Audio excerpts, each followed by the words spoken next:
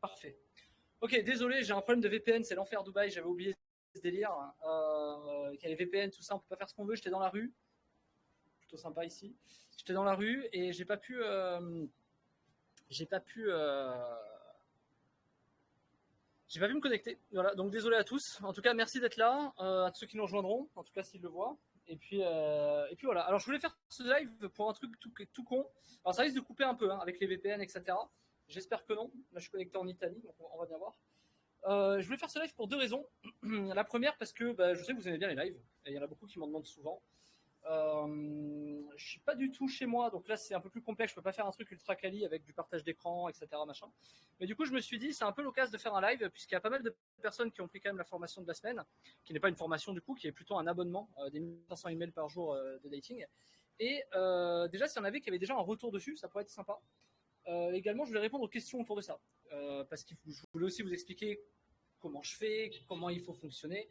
J'ai eu pas mal de questions là-dessus. On m'a vraiment demandé, ouais, mais si j'ai ces emails, enfin, il suffit pas juste d'envoyer et d'appuyer sur un bouton. Non, bien sûr que non. Mais ça, je l'ai dit dans beaucoup de formations.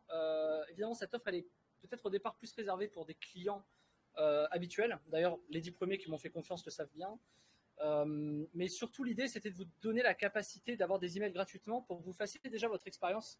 C'est-à-dire que vous compreniez le principe d'envoyer des emails, c'est pas juste appuyer sur un bouton. C'est un peu plus complexe que ça. Et il y a plein de notions de marketing autour de ça. Quand on chauffe des listes email à froid, il faut faire ce qu'on appelle du warm-up, notamment. Et plein de sujets gravitants autour de ça. C'est-à-dire quel marketing je mets dedans, comment je crée un kit email, etc. Bon, ça, en vérité, tout le monde sait le faire, mais peu de gens y arrivent vraiment à le faire. Pour une raison très simple, les gens ne prennent pas le temps d'essayer, de se planter et de refaire. Exemple, les gens pensent qu'il suffit de faire un kit email pour envoyer des emails et dire ouais, super, j'envoie de l'email. Bah non. Si tu fais n'importe quel kit email, tu fais de la merde. Hein. Moi, j'ai un associé qui fait des kits email aujourd'hui, qui est très bon là-dedans, enfin très bon, qui est, en tout cas se démerde.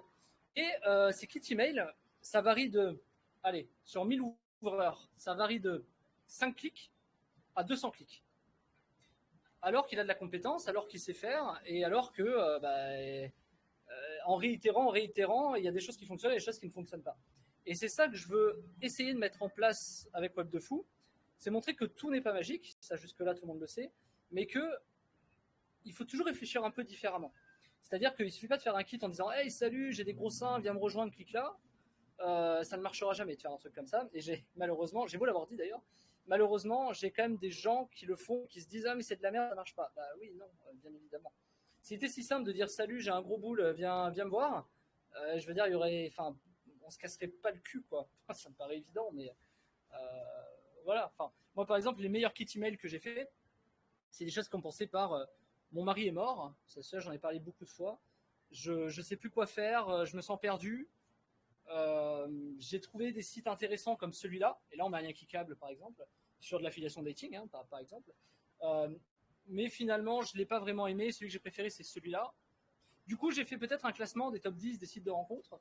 Et là, on redirige vers de la file, ou alors on vend un produit à 7 balles, ce genre de truc. Ce que je veux dire, c'est qu'il faut une sorte de storytelling quand on fait des kits email dans le dating. Et il faut qu'il y ait une logique autour de ça. C'est-à-dire une personne qui va vous raconter quelque chose. Si quelqu'un vous contacte que vous ne connaissez pas, c'est pas pour dire salut, j'ai des gros seins, viens me voir. Évidemment que non. Enfin, je veux dire, qui clique là-dessus? Enfin, est-ce que vous cliqueriez là-dessus? Franchement, c'est aussi con que ça. Alors, ok, on a tendance à dire dans le marketing que on n'est pas comme 80% des gens. Il n'empêche, on est tous soumis à la même débilité, quoi. C'est-à-dire que si ça paraît trop gros, on n'y va pas. Voilà. Donc, comment est-ce qu'on crée un kit email marketing qui fasse cliquer et qui fasse en sorte que les gens aient envie d'aller plus loin? Et ben toujours pareil, la méthode AIDA, quoi. Accroche, intérêt, désir, action. Donc l'accroche, hein, mon mari est mort. Là on accroche, ah bon, pourquoi elle me dit ça, qu'est-ce que c'est, etc. Mon copain m'a trompé, ça marche aussi, c'est un peu moins sexy, c'est un peu plus naze, mais ce genre de truc, forcément il faut accrocher tout de suite. C'est toi que j'ai croisé hier, rue machin, je sais pas, rue Charles de Gaulle, mais il n'y a que des Charles de Gaulle qui existent dans toutes les villes, donc Alsace-Lorraine ou je sais pas quoi. Voilà, donc il y a plein de choses comme ça qu'il faut imaginer. Ensuite, dire, il y a des sujets un peu plus de curiosité, comme par exemple, euh, je t'ai laissé un audio. Salut, c'est Cynthia. Je t'ai laissé un audio. Clique pour le découvrir. Par contre, tu es obligé de t'inscrire sur le site pour le voir. Pourquoi pas? Et on est rémunéré au lead en affiliation, etc. ce que je veux vous dire, c'est qu'on est très loin du ouais, j'ai des gros seins, regarde ma photo, machin. Non, ça ne marche pas, ça ne marchera jamais. Le seul truc qui marche véritablement, c'est les nanas, si vous trouvez des banques d'images, c'est des nanas qui se prennent en selfie devant des miroirs, à moitié à poil. Soit seins dénudés, soit pas, ça n'a pas vraiment d'importance, voire même quand c'est pas dénudé, c'est mieux. Mais qui fassent un peu réel des nanas dans leur chambre, un peu une chambre mal rangée, ou dans leur salle de bain, en train de faire des selfies en sortant de la douche. Vraiment quelque chose qui paraît un peu une erreur, ou vous savez, le genre de photo qu'on pourrait envoyer à son amant ou à son amante en disant ouais, regarde, j'ai une surprise pour toi. Enfin, voilà, ce genre de truc, sans rentrer trop dans la sexualisation, mais plutôt dans le charme. Et c'est raison pour laquelle, si on fait des kits email en mode un peu porno, ça ne marchera jamais, ça ne cliquera pas, clairement. Par contre, si on est un peu plus dans le charnel, un peu plus dans le charme, ça fonctionnera beaucoup, beaucoup, beaucoup mieux. Donc ça, c'était le premier point que je voulais aborder sur la formation de la semaine. Et j'estime également que l'autre point important, c'est pas tellement la délivrabilité, mais c'est surtout l'affiliation. C'est-à-dire, qu'est-ce qu'on va faire comme affiliation? Alors, je vous le donne en mille. L'affiliation en dating, il existe des dizaines et des dizaines et des dizaines et des dizaines et des dizaines de plateformes. Comment est-ce qu'on choisit une bonne plateforme? Alors là, il n'y a pas vraiment de miracle. Une bonne plateforme, elle se teste. Parce qu'il y a 3 niveaux importants dans la plateforme. C'est quelles sont les nouveautés des programmes, quelle est la rémunération, et est-ce qu'ils payent vite. C'est les 3 points essentiels. Si vous répondez à ces 3 critères, enfin pour répondre à ces 3 critères, il faut tout simplement tester. Donc l'exemple, vous ne remettez, c'est le principe de diversification. C'est pas parce que vous avez un truc qui fonctionne de la mort à fond qu'il faut absolument miser à balle dessus. C'est une erreur, puisque le jour où le client ne paye pas, il vous paye pas, quoi. Donc et là vous aurez bien les boules. Hein. Donc même des programmes qui fonctionnent bien, il faut savoir arbitrer. Il faut savoir dire ok, cette plateforme elle fonctionne, mais moi je n'y vais pas. Je n'y vais pas. Dès que je passe un certain niveau de chiffre d'affaires, je n'y vais plus. Alors là, ça va dépendre des volumes que vous faites. Moi, à partir de 10 000 lissés sur 4 mois, donc 2005 par mois, je n'y vais plus tant que je ne suis pas payé. Il faut que j'ai 10 K maximum sur une plateforme d'affiliation, sinon je suis trop loin. Et dans le dating, il n'y a pas vraiment ce problème, puisque dans le dating, on paye à 7 jours. Dans le dating, en général, même à 48 heures. Donc ça, c'est quand même un truc bien. C'est-à-dire pour encaisser rapidement du fric, le dating, c'est quand même plutôt pas mal, quoi. On est encore mieux que Stripe, quoi. C'est-à-dire que même Stripe, les gens qui font de la file, il y a au moins 7 jours d'encaissement sur Stripe, pour récupérer la thune. C'est vrai que le dating, on récupère l'argent en 48 heures ou 7 jours, et c'est vrai que ça va très rapide. Alors, où est-ce qu'on trouve ces plateformes? Je vais pas vous mentir, c'est pas très compliqué, quoi. Il faut taper sur Google, plateforme d'affiliation dating. Vous allez tomber sur des plateformes style Prelinker. Moi, je trouve que c'est de la merde. Prelinker, d'ailleurs, je le dis, c'est un truc qu'ils aiment pas dire, moi je le dis. Ils ont une agence en direct qui s'appelle Black Orange. Vous avez par exemple des leads qui sont payés à 3 € sur Prelinker pour Jackie et Michel. Si vous contactez l'agence de com qui s'occupe de Prelinker, qui s'appelle Black Orange, qui fait partie du groupe de L Multimédia, qui est le groupe qui gère l'affiliation de Jackie et Michel en exclu, qui gère Prelinker, etc. L'agence de com s'appelle Black Orange, elle est située en Suisse, et le lead, il ne vous paye pas 3, mais 5 €. Voilà. Ça, c'est des trucs, il faut faire des recherches. C'est pas évident. Par contre, vous pouvez contacter Black Orange, ça m'étonnerait qu'ils vous laissent passer. Faut avoir des deals particuliers, etc. Donc, des plateformes, il y en a. Crack Revenu. Moi, je faisais des très grosses chiffres à un moment donné sur Crack Revenu. Ils m'envoyaient des goodies, des machins, des trucs. J'avais un gros partenariat avec eux, notamment sur l'email également, parce que je faisais des très bonnes stats avec eux. Crack Revenu, c'est assez génial. Le problème de Crack Revenu, c'est que c'est pas là où vous allez avoir les meilleures performances. Crack Revenu, c'est une plateforme d'affiliation qui est un peu trop orientée porn. Et je vais vous dire un truc. Alors, je pourrais pas le faire parce que les mots vont être censurés, peu importe l'endroit.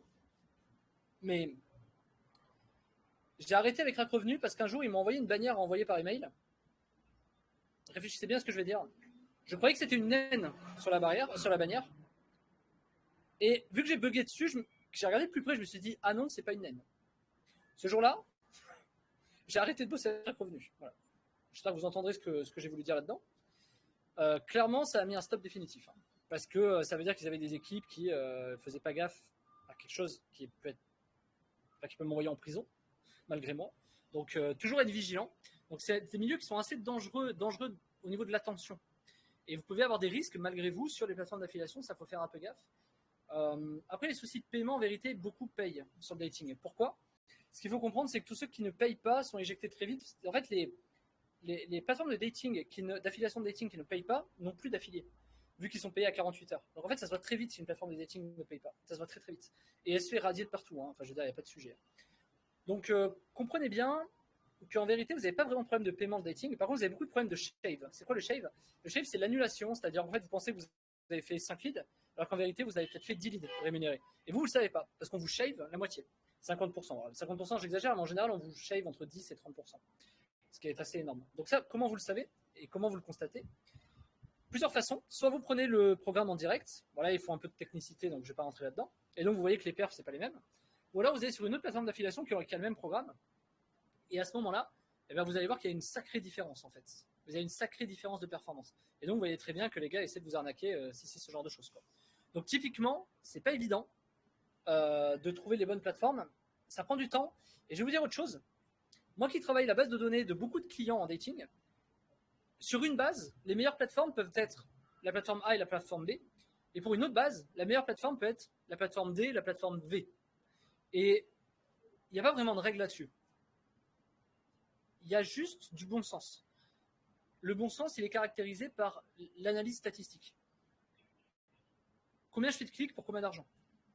Est-ce que si je vais sur d'autres plateformes d'affiliation, retenez bien ça, combien je fais de clics pour combien d'argent? Ce qu'on appelle l'ICPC. Si mon trafic vaut X euros au clic, ou dollars, peu importe, si je vais sur une autre plateforme d'affiliation, combien vaut mon clic, mon ICPC? Combien je gagne par clic? C'est la seule stat qui est fiable dans le dating, c'est combien je gagne par clic. Vous allez voir qu'il y a des plateformes, vous gagnez 2 fois plus et des plateformes, vous gagnez 2 fois moins. Dites-vous clairement que si vous gagnez 2 fois plus à un endroit et 2 fois moins à un autre, c'est juste qu'on vous entube. Ni plus ni moins. Donc c'est pas évident. Le vrai nerf de la guerre, il est dans...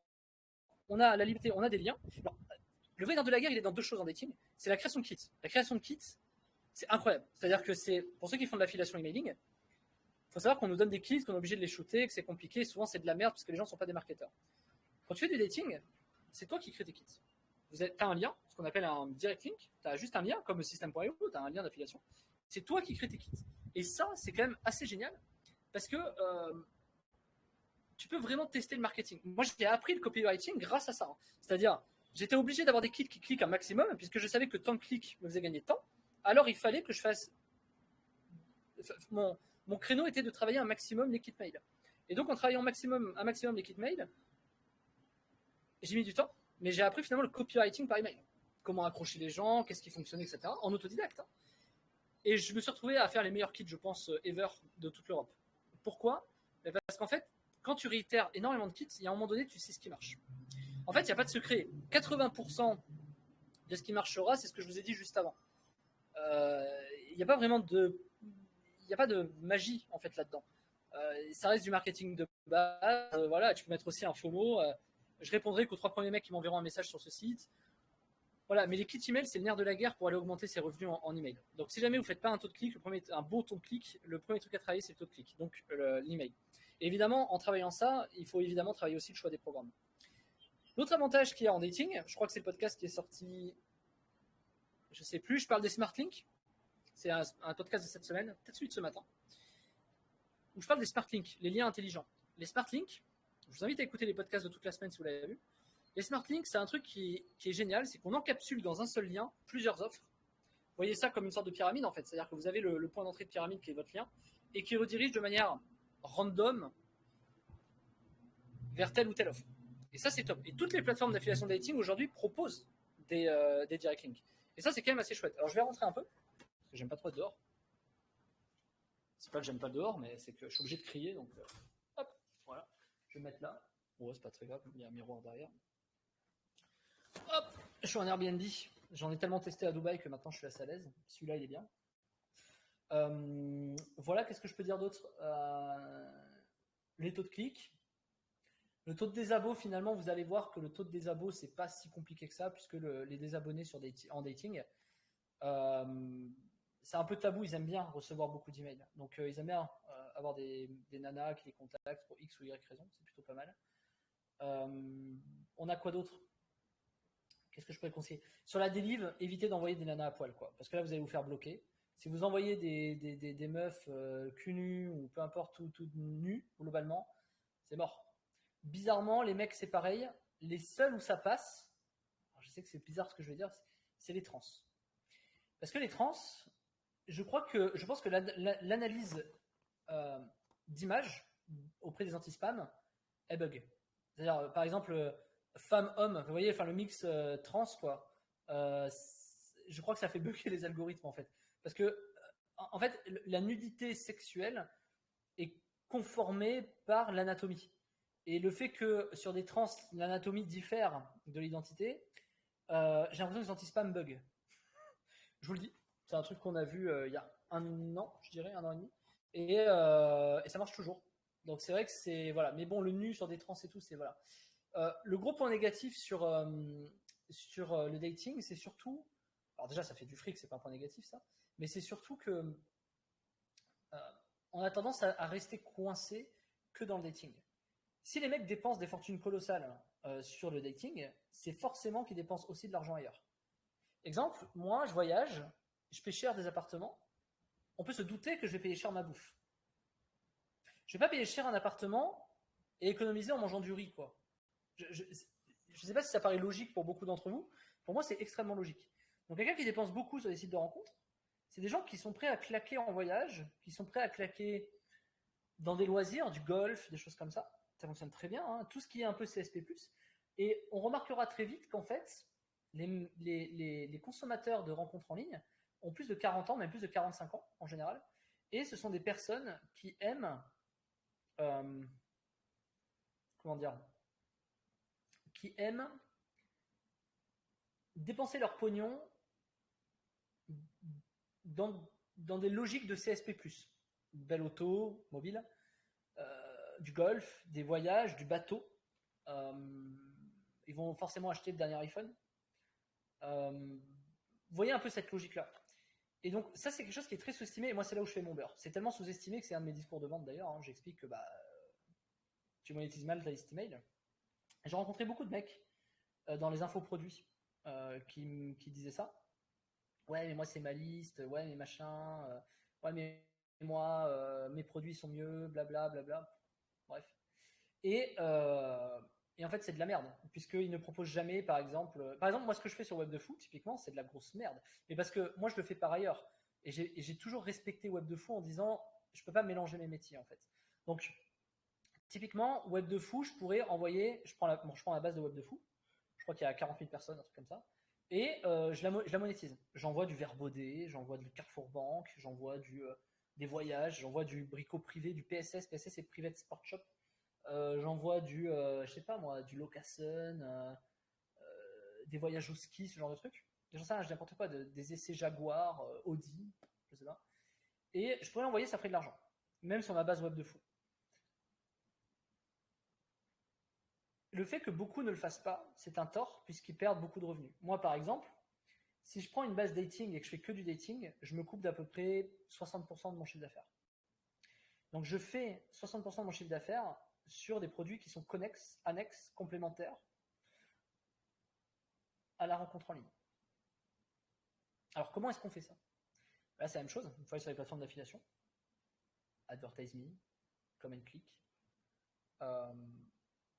MaxiWeb, très bien MaxiWeb.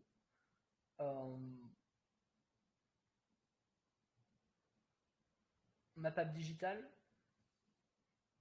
j'essaie de vous en donner des bonnes. Hein. Il n'y en a pas des masses. WeDoIt. Bon, on va sur des plateformes tierces et on shoot des programmes différents. Alors, qu'est-ce qui fonctionne sur une base dating? Alors là, je vous dis ce que je dis moi à toutes mes équipes continuellement. Je leur dis toujours la même chose. Je leur dis, peu importe ce que vous pensez, il faut tester. Je me suis retrouvé, c'est une histoire que j'ai racontée plusieurs fois, je me suis retrouvé un jour en période de solde, sur toutes mes bases, il y a un programme qui cartonnait, c'était le programme Uncle Jeans. C'est des jeans, Uncle Jeans. Je sais pas si ça existe toujours cette marque.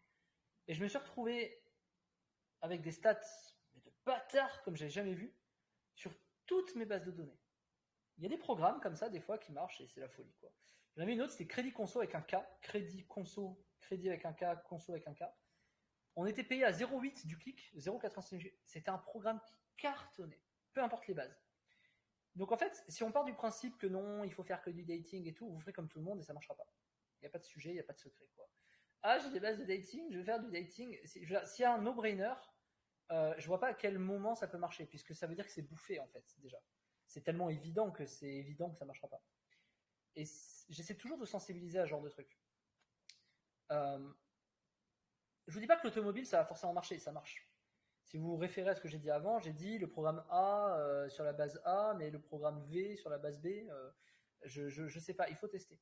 Et moi, en général, dans l'email, j'ai un mois de test. C'est-à-dire que pendant 30 jours, on teste. On fait pas d'argent. On teste. Tac, tac, tac, tac. Pendant qu'on teste, on fait pas de la merde.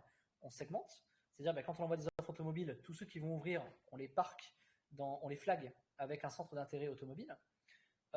Etc., etc., etc. Donc, on teste beaucoup de programmes, de la voyance, de la masseur, je sais pas, moi, je vois un sac là, du sac, de la télé, des fauteuils, je sais pas, du voyage. On teste tout et on regarde ce qui réagit le mieux. Et il y a un moment donné, forcément, vous isolez les 20-80, quoi. Il y a 20% des programmes qui font 80% de chiffre d'affaires, très bien. Donc 80% des programmes, vous pouvez les virer et vous en testez d'autres. Jusqu'à ce que vous ayez en fait que des programmes qui fonctionnent. C'est long, c'est du test. Ça c'est sûr, il y a du taf. Mais ça marche comme ça, quoi. Et moi, dès que je rentre un nouveau client, le problème c'est que c'est long. Parce qu'il faut du test. Mais c'est long, mais c'est pérenne. C'est-à-dire que après, ça part, quoi. Et on fait de l'argent. Et il n'y a pas une base mail d'un client que j'ai pas réussi à bien monétiser en fonctionnant comme ça. Puisque fatalement, en fait, les gens sont toujours sensibles à quelque chose. Alors, on fera toujours moins d'argent que l'annonceur, que celui qui nous confie sa base de données, c'est certain. Mais on peut l'automatiser. Deux, c'est scalable à mort. C'est illimité, la scalabilité dans l'email. C'est illimité. Donc, ta limite d'email, c'est la limite d'envoi qu'a le pays. C'est tout. Donc, je crois que ça se compte en milliards par mois, je ne sais plus combien. Je crois que c'est 60 milliards par mois. Peut-être je dis de la merde. Non, je pense pas. Donc, ouais, on est large quand même. Donc,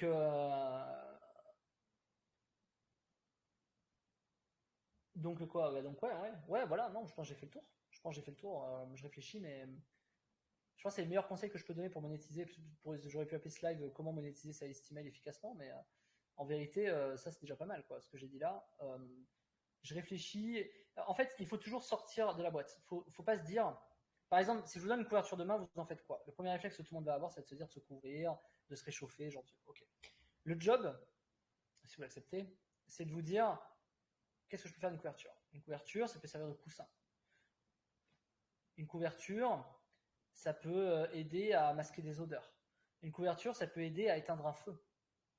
Non, c'est pas comme ça avec la couverture. J'ai un peu de la merde, mais vous voyez ce que je veux dire. Une couverture, ça peut aider à. Ça peut faire office de bouillotte, de bouillotte fraîche. On l'imbibe d'eau et on se la met pour se rafraîchir. Vous voyez ce que je veux dire? Typiquement, on met souvent devant des clims, on met souvent des draps un peu mouillés pour que l'eau dans l'air, ça fasse frais. Ce que je vais expliquer, c'est que c'est ce raisonnement-là qu'il faut vous forcer à avoir. Demain, je vous donne un stylo. Qu'est-ce que vous en faites? Il y en a, ils vont être capables d'ouvrir des serrures avec. Vous voyez ce que je veux dire? Donc, le job de l'email, c'est celui-là. C'est de vous dire comment est-ce que je trouve le maximum d'offres qui fonctionnent avec cette base de données. Et à partir de là, vous avez toutes les datas, quoi. Vous avez toutes les infos. Vous avez tout ce que vous avez à faire. Enfin, c'est d'envoyer des emails, quoi, au bout. Et faire des kits, évidemment. Voilà. Et faire des kits, pareil, ça vient pas du jour au lendemain. J'avais fait un live là-dessus qui s'appelait 1000 emails par jour. C'était un des tout. Je crois que c'était le tout premier live que j'avais fait. Ouais, je crois que c'était le tout premier live que j'avais fait. Où j'analysais justement les kits email, les machins, tout ça, d'un client. Et j'expliquais ce que je viens de dire. Je l'expliquais. Et ensuite, c'est bon, quoi. Vous avez les plateformes d'affiliation, vous avez les programmes, vous avez, faites attention à quelle plateforme avec qui vous travaillez. Vous isolez au fil du temps des thématiques, automobile, ameublement, voilà. Et franchement, pas d'a priori, hein. Des fois, les trucs pour bébé, genre le Verbaudet ou bébé neuf ou Allo bébé ou je sais plus quoi, ça marche très bien, quoi. Et pourtant, on est sur une base dating. Pourquoi? Je sais pas, je sais rien. En fait, la vraie logique, c'est qu'il n'y a pas de logique. Alors, il y en a forcément une quelque part, mais tout le monde ira de sa théorie. Peut-être que là, déjà, vous avez une théorie, moi j'en ai probablement une autre. Personne ne sait, quoi. C'est le vrai sujet, quoi. Personne ne sait vraiment. Donc, le job dans l'email, c'est de cadrer l'aléatoire. C'est-à-dire, comment. Alors, c'est une phrase qui est beaucoup plus intelligente que ce qui n'y paraît. Comment est-ce qu'on cadre l'aléatoire? On cadre l'aléatoire en testant et en isolant les variables qui fonctionnent. Tout simplement. Quand je suis tombé sur le programme OccluJeans qui marchait à mort, qui n'existe plus. Le truc que je me suis dit, c'est si Uncle Jean ça marche, tout marche. J'ai acheté des jeans, pas plus qu'acheter un téléphone, quoi. Donc, ou pas moi en tout cas. Donc voilà. Alors après, comment est-ce qu'on... C'est sûr que si par exemple vous allez sur les sites de dating, alors pourquoi pas, alors pour le coup ça se teste, mais je vais vous expliquer une dernière notion que j'ai failli oublier et qui est importante quand même. C'est si vous envoyez par exemple de l'affiliation system.io, est-ce que ça va marcher? Alors potentiellement oui, ça va marcher. C'est-à-dire potentiellement, vous allez peut-être avoir des gens. Mais vous allez gagner combien? 4 balles? Donc il faut dissocier ce qui marche et ce qui ne marche pas. Qui rapporte, c'est très important de faire la distinction entre. Et c'est pas si évident. Je sais que c'est pas évident. Je forme des salariés depuis 10 ans là-dessus. Donc je sais que c'est pas si évident. Et j'en forme encore. C'est pas si évident. Il faut sortir du cadre, il faut sortir de sa logique, il faut sortir de se dire voilà, la couette elle sert à se réchauffer. C'est dur de se sortir de ce cadre-là, mais faites l'exercice.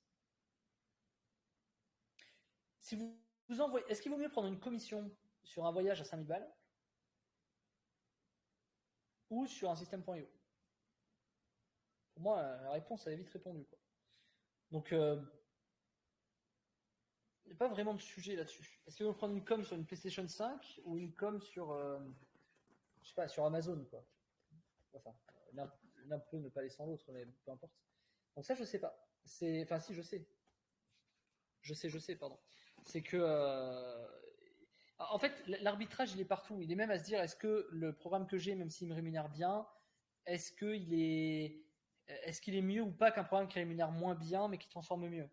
C'est à vous, en fait, c'est pour ça que je dis que c'est l'analyse de stats, c'est à vous d'avoir les statistiques, c'est à vous de vous dire, ok, ça marche ou ça marche pas, qu'est-ce qu'on fait, machin. Mais pendant que vous shootez, la vraie valeur absolue de tout ça, la capitalisation, la pérennité, le côté qui va vous faire que vous resterez, que vous crèverez pas et que vous gagnerez votre vie, c'est le fait que pendant ces tests, même pour vos clients, vous allez construire des centres d'intérêt.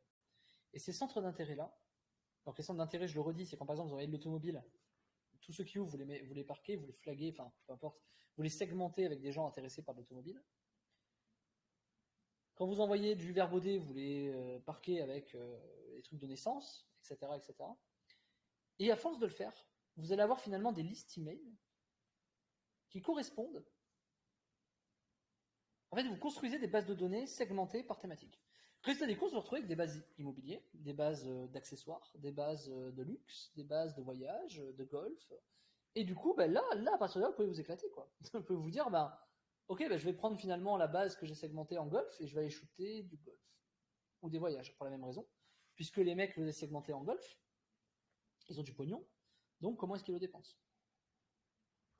Tout marche toujours pareil. Et en fait, la boucle est bouclée après. Et finalement, si demain vous rentrez un client de golf, est-ce que les mecs de sa base de données ne seraient pas sensibles pour du dating? Une partie. Le résumé de ça, c'est quoi? C'est ne jamais oublier que chaque personne a des besoins différents. C'est tout. Des téléphones, une télé, un meuble télé, un sac de voyage, des jouets pour enfants. Tout le monde a des besoins différents. Évidemment, il y a des besoins qui sont plus evergreen que d'autres, comme la minceur. Tout le monde a besoin de maigrir, tout le monde est toujours trop gros, tout le monde a besoin de niquer, globalement.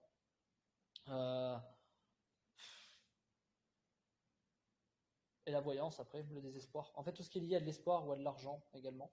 D'ailleurs, si le make money marche, c'est parce que les gens ont beaucoup d'espoir. Si les gens sont rués dans la crypto, c'est parce qu'il y avait beaucoup d'espoir, il y avait beaucoup de promesses. Si les gens perdent leur argent d'investissement, c'est pour la même raison. Argent, Q, minceur, grosso modo. Ensuite, il y a tous les produits connexes et Nutra, donc c'est à voir les problèmes d'érection, la perte de cheveux,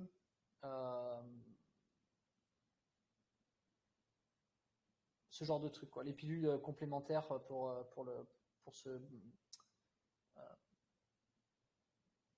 maigrir, là, les trucs de vitamines, les machins, tout ça. En fait, c'est toujours très logique, quoi, tout ça. Enfin, j'ai l'impression de répéter 70 fois par jour, donc c'est vrai que par mois. Mais c'est toujours la même chose, quoi. Donc, pour moi, il ne faut pas hésiter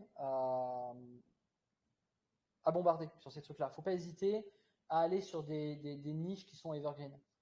Vraiment. Et je vais vous dire un truc qui fonctionnera toujours, je vous le dis sincèrement. Et ça, c'est la nuit des temps, d'accord? Comprenez bien. Depuis la nuit des temps, les gens, et jusqu'à la fin de la vie, les gens auront toujours 3 besoins primaires. Se loger, manger et baiser. C'est les 3 besoins qui seront toujours satisfaits. Se loger, ça va être de l'immobilier. Baiser, bon, ça va être du dating, ça va être de la pas dire le mot, mais enfin, on s'est compris. Et manger, ça va être des courses d'agroalimentaire, ce genre de trucs. C'est vrai que j'ai pas trop fait d'affiliation sur la bouffe, honnêtement. Je sais pas, peut-être qu'il y a des liens de grosserie, enfin d'épicerie qui peuvent fonctionner. Il y a peut-être des liens je sais pas, je connais pas trop ce domaine, hein, l'alimentaire. Je vois pas très bien. Et puis même si je fais l'alimentaire, je préférais faire du B2B personnellement. Par exemple, des gens qui négocient des gros contrats, je préfère les toucher sur LinkedIn par exemple. Je pense pas que par email ça fonctionnerait. Enfin, le B2B sur l'emailing c'est un peu complexe. Et encore que pas tellement, parce que en B2B, par exemple, je vais vous donner cette histoire de macarons que j'ai donné dans un podcast là cette semaine. L'histoire des macarons personnalisés. J'ai mon ami et associé qui me dit écoute, j'ai ma nana, je lui ai acheté des fours, j'ai fait une cuisine pro machin. Il faut absolument qu'elle on a besoin de clients pour machin. Donc il a essayé du Facebook Ads, bon c'était bien pendant 20 jours et puis voilà. On a besoin de capitaliser sur des clients, d'accord et tout. J'écoute, je vais te faire un shoot email. Il dit ouais, mais tu vas shooter sur quoi? Et je lui dis on s'en fout. Il m'a dit bah non, bah si. Attends, c'est mon métier, je vais m'expliquer. Donc je lui ai dit écoute, on va shooter des macarons sur des bases qui n'ont rien à voir. Et je dis mais t'attends quoi en fait? Il me dit bah j'attends que j'ai des clients et tout. Je dis ouais mais je veux dire, moi si je te fais 500 clics, tu vas faire quoi? Tu vas avoir quoi? 15 clients à 20 boîtes de ta macaron? Tu vas gagner quoi? 400 balles? Je lui ai dit, moi j'ai envie de te faire autre chose. Je prends une liste que j'ai d'architectes, je crois qu'il y en avait 50 000 ou 56 000. C'est une liste que j'ai souvent utilisée d'ailleurs. Et je lui ai dit, tu sais ce que je vais faire? On va pas shooter, on va pas proposer une offre de particulier, c'est-à-dire pas un coffret à 20 balles de macarons. On va leur proposer plutôt des macarons personnalisés avec leur logo de boîte. Et ils devraient t'en commander beaucoup. Et bien on a fait 100 clics. Il a eu 10 devis. Et je crois qu'il a fait 8000 balles de chiffre d'affaires.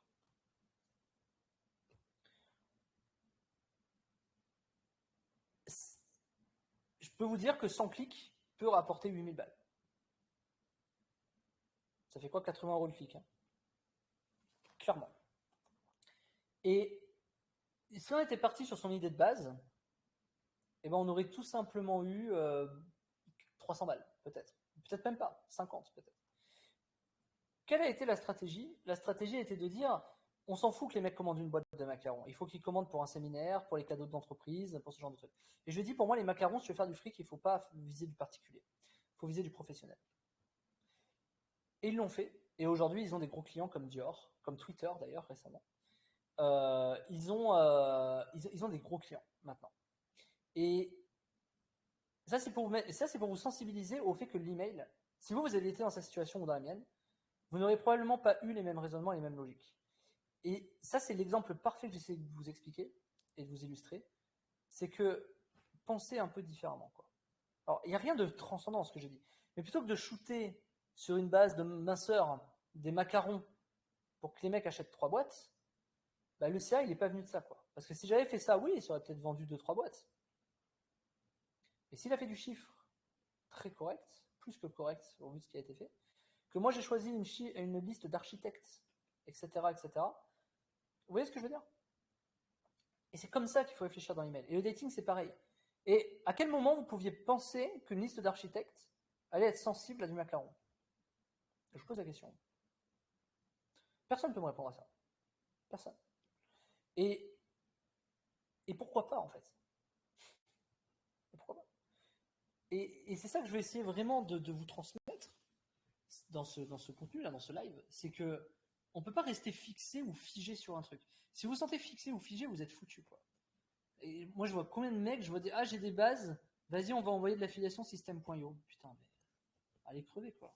Non, franchement, affiliation système.io, non mais c'est de la merde. Un TPE, c'est de la merde. C'est pas de l'affiliation, ça. J'arrête pas de le dire. Moi, je fais pas la guerre contre eux. Moi, j'aime beaucoup. Alors, je connais pas Maker, mais j'aime beaucoup Sylvain Millon. Pas de problème, hein, de un TPE que je salue s'il voit cette vidéo. Mais c'est pas de la vraie affile, ça. Vous imaginez de l'affiliation ce que c'est? Je vais vous expliquer ce que c'est la vraie affiliation. Prenons un TPE. Pourquoi c'est pas de la vraie affiliation? T'as un mec, t'as Web de fou, t'as moi. J'arrive, je fous mon programme et je dis, il y a bien un connard qui va le shooter. Toi, t'es le connard, t'arrives et tu le shootes. Et ça fait pas d'argent. Moi, je récupère les leads. Merci, copain. Et toi, t'es là, ah oui, voilà. Où est le niveau de responsabilité partagée? Il n'y en a pas. L'affiliation, c'est de la mise en relation entre annonceurs et éditeurs, donc les gens qui détiennent les produits et les gens qui détiennent une liste, ou peu importe, une audience, qui souhaitent communiquer sur le produit. Le principe, c'est que tout le monde soit intéressé. Les plateformes comme System.io et un TPE, si tu es payé à la vente, je veux dire, avant de faire beaucoup de pognon, tu vas en chier, quoi. Donc, en fait, c'est pour ça que ça marche pas. Tu peux pas gagner 30 000 balles par mois sur un TPE. Enfin, tu peux si t'as vraiment des gros trucs, des trucs hyper ciblés, machin. Mais je veux dire, fondamentalement, voilà. Moi, sur de l'email, je fais beaucoup plus. Mais jamais j'utilise System.io ou un TPE. Je l'ai essayé, fut un temps. C'est de la merde. Je l'ai essayé maintes fois. J'ai fait plein de comptes. J'ai essayé moult de fois. C'est de la merde. System.io, c'est relatif. Pourquoi System.io, tout le monde va dire que ça fonctionne et tout? Parce que tous les mecs de la marketplace viennent du même endroit, pour pas le citer. Et du coup, ils se shootent entre eux.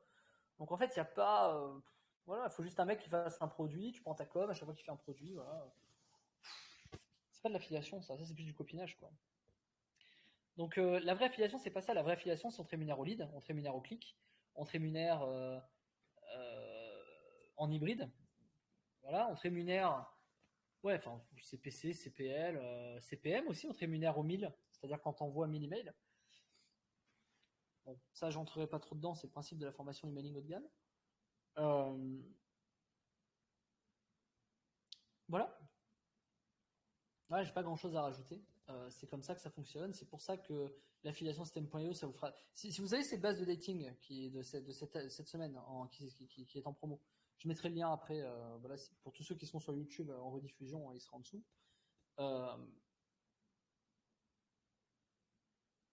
Enfin, System.io et un TPE, j'ai déjà fait un peu d'argent avec, mais je veux dire, il n'y a rien de transcendant.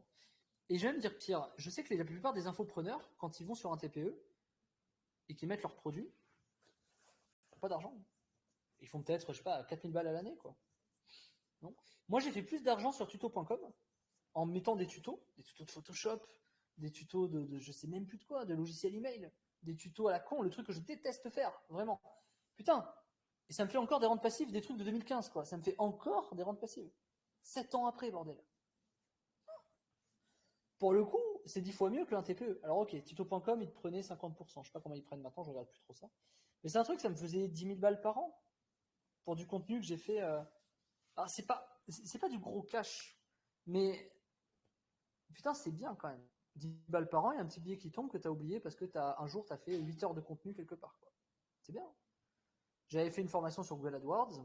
J'avais fait une explication sur un autorépondeur, je sais plus c'était lequel. Je crois que c'était à Weber, je m'en rappelle plus. Des trucs sur des trucs de programmation, des scripts, du PHP, etc. J'avais fait un truc sur des logiciels spécifiques. Putain, je me rappelle même plus ce que c'était les logiciels. Je crois que c'était les partitions de disque dur pour reset son ordi. J'avais des trucs comme ça, des utilitaires de disque, de machin. Mais celui-là, ça a volé en éclats parce que maintenant c'est intégré dans les Windows et les Mac et tout ça. Je me rappelle plus sur quoi j'avais fait d'autres trucs. Bon bref, peu importe. En tout cas, tuto.com c'est pertinent. Udemy, pareil. Ça fait des rentes passives, etc. Alors moi, j'ai jamais fait Udemy, je sais pas, mais c'est le même fonctionnement, donc voilà. Moi, j'avais découvert tuto.com à l'époque. C'était en 2009, 2010, où putain, j'ai trouvé ça, j'étais là, wow, incroyable.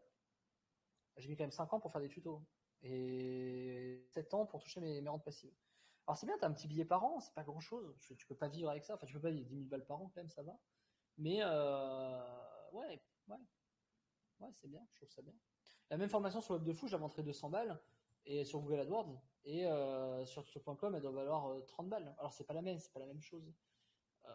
Mais parce que Web de Fou, je mets davantage de valeur dans ce que je dis que sur les trucs sur tuto.com, tu étais obligé alors vous cliquez là, hein, vous pissez comme ça, vous levez la cuvette, hein, vous appuyez sur le bouton. Alors à droite, c'est pour le petit. Enfin voilà.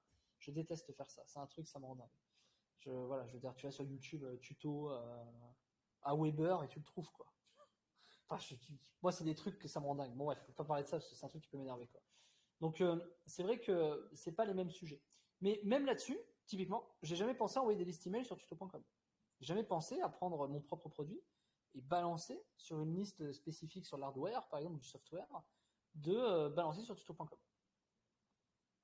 Un autre truc que j'avais remarqué sur le dating qui fonctionnait très bien, c'était l'affiliation sur les jeux vidéo. Alors ça, pareil, les jeux vidéo, c'est incroyable. Les jeux vidéo sur le dating, c'est fou. Ça marche. Prendre des commissions sur les nouveaux jeux qui sortent, c'est incroyable. En fait, pourquoi c'est autant génial le jeu vidéo? Pourquoi ça marche? Et regardez bien la logique. Parce qu'il y a des nouveaux jeux tout le temps, en fait. Il y a des nouveaux jeux tout le temps, toutes les semaines. Donc en fait, c'est un truc de fou. En termes de contenu, c'est un truc de fou. Ceux qui veulent faire du référencement naturel, comment être mieux positionné que sur le titre d'un jeu qui va sortir, où les gens n'ont pas encore fait des tests? Je sais pas, tu as un jeu qui sort en décembre 2022, peu importe la date. Imagine, tu es en octobre 2022, tu sais déjà que le mot-clé, il va fonctionner, quoi. Tu le sais. Tu sais qu'il va y avoir beaucoup de recherches sur ce mot-clé. Et même en référencement naturel, tu vois, c'est la folie, quoi. Le jeu vidéo, c'est un truc de bâtard. Et je pense que personne s'en rend compte encore. Peu importe les bases de données, le jeu vidéo, il fonctionne, quoi. Et ça, c'est fou. Ça, c'est fou. Voilà. Bon, bref. Voilà. Si vous avez des questions, si vous voulez intervenir, si vous voulez dire un truc, c'est un peu le moment. On n'est pas des masses en live, mais ça va. Bonjour à tous. Ouais. Yes, Pierre, la parole. Désolé, tu m'as pas enlevé le micro, du coup, je peux pas lever la main. Vas-y, je t'en prie. Mais ouais, j'avais noté quelques questions. Ouais. Le premier, ce serait à propos de ce que tu disais au début sur le storytelling dans les emails, quand tu crées ton petit email.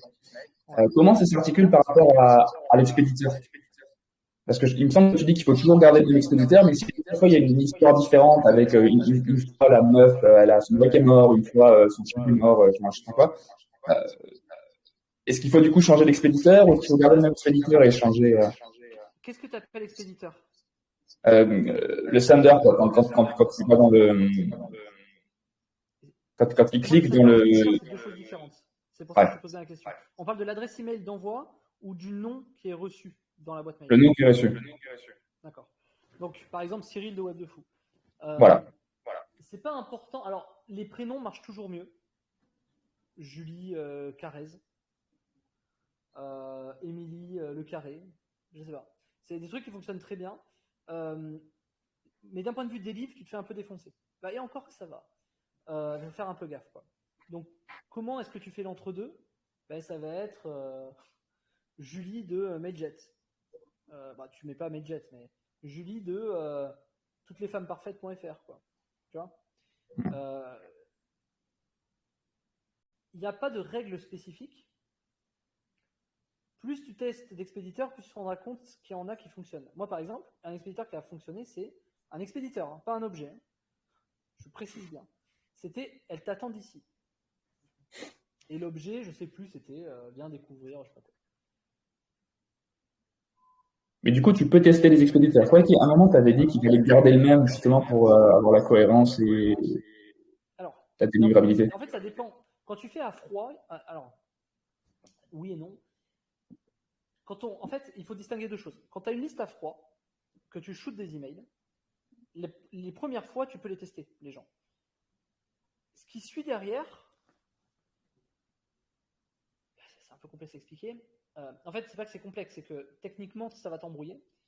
C'est que ceux qui suivent une fois que tu as chauffé les gens, c'est-à-dire chauffer, c'est tu leur as envoyé des emails, ils ont ouvert, ils ne sont pas désabonnés, tout ça. Tous ces mecs-là, ces gens-là, après, tu peux leur envoyer des expéditeurs les mêmes pour qu'il y ait une cohérence. À savoir, par exemple, voilà, Julie de toutes-les-femmes-parfaites.fr, très bien, si tu vois que ça fonctionne bien, et bien après, tu peux adresser des emails qu'avec le nom de Julie, machin, tout ça. Mais fondamentalement, tu n'es pas obligé de le faire. Ça marche mieux parce que, pourquoi? parce que les gens sont habitués à recevoir toujours la même chose. Moi, j'ai des gens, on va reprendre l'exemple de Web de Fou. J'ai des gens qui ouvrent mes mails tous les matins depuis 2 ans, et il y a toujours le même expéditeur, il y a toujours le même truc, machin. Il y a des gens, ils sont habitués. Voilà, c'est comme ça, c'est leur truc. Maintenant, c'est pas une règle absolue. En quoi c'est censé être une règle? Est-ce que ça en est une? Est-ce que ça en est pas? C'est parce qu'au niveau des anti-spam, en fait, en fonction des comportements dans les boîtes mail des gens, est-ce qu'ils te mettent en spam, est-ce qu'ils se désabonnent, est-ce qu'il y en a beaucoup qui cliquent, est-ce que machin, est-ce que truc, eh ben, il vaut mieux souvent, en fait, c'est plus simple de dire, il vaut mieux avoir toujours le même expéditeur, comme ça, t'es pas emmerdé en délivrabilité.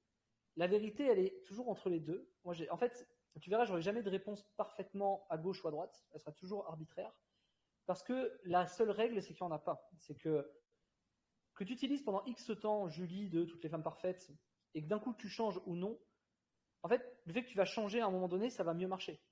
Mais si tu changes tout le temps, ça risque de moins bien marcher aussi.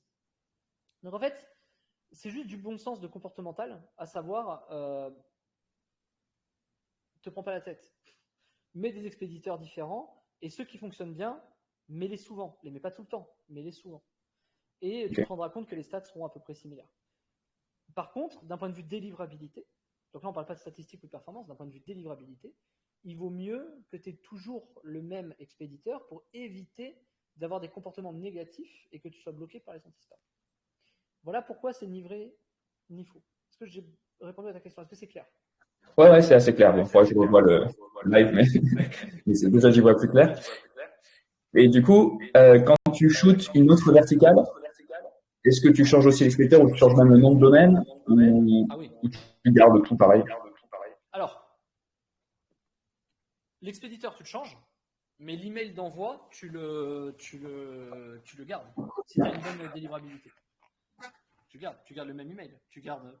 Enfin, je veux dire, si tu as un truc qui fonctionne, pourquoi tu le changerais? Par contre, si tu envoies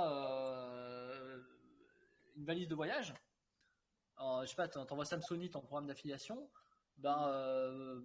si tu laisses Julie de Toutes les femmes parfaites, je vois pas vraiment d'intérêt. Enfin, après, ça dépend. Si tu mets un beau storytelling, salut, c'est Julie, en fait, ça dépend de la fidélisation que tu as créée. Moi, après, ce que moi je fais, je dis pas que c'est le mieux parfait. Moi, ce que je fais, c'est que je m'en fous complètement de cette espèce de fidélisation. Personnellement, la fidélisation pour moi, elle naît de l'adresse email. Les gens sont habitués à recevoir de cette adresse email. Ils sont habitués à recevoir un certain type de contenu. Qu'après ça s'appelle Pierre, Paul ou Jacques, je m'en fous. Je vais te donner un exemple. Demain, je prends la base de Antoine Blanche-Maison. J'envoie un email de pas d'Antoine, mais qui se dit, je sais pas, je vais mettre l'expéditeur argent indépendant.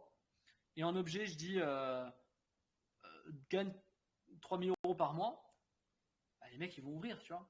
Il n'y a pas vraiment de sujet. Même sur la base de Antoine Blanche-Maison. Fabien, quoi, Antoine BM. C'est que du coup, il va.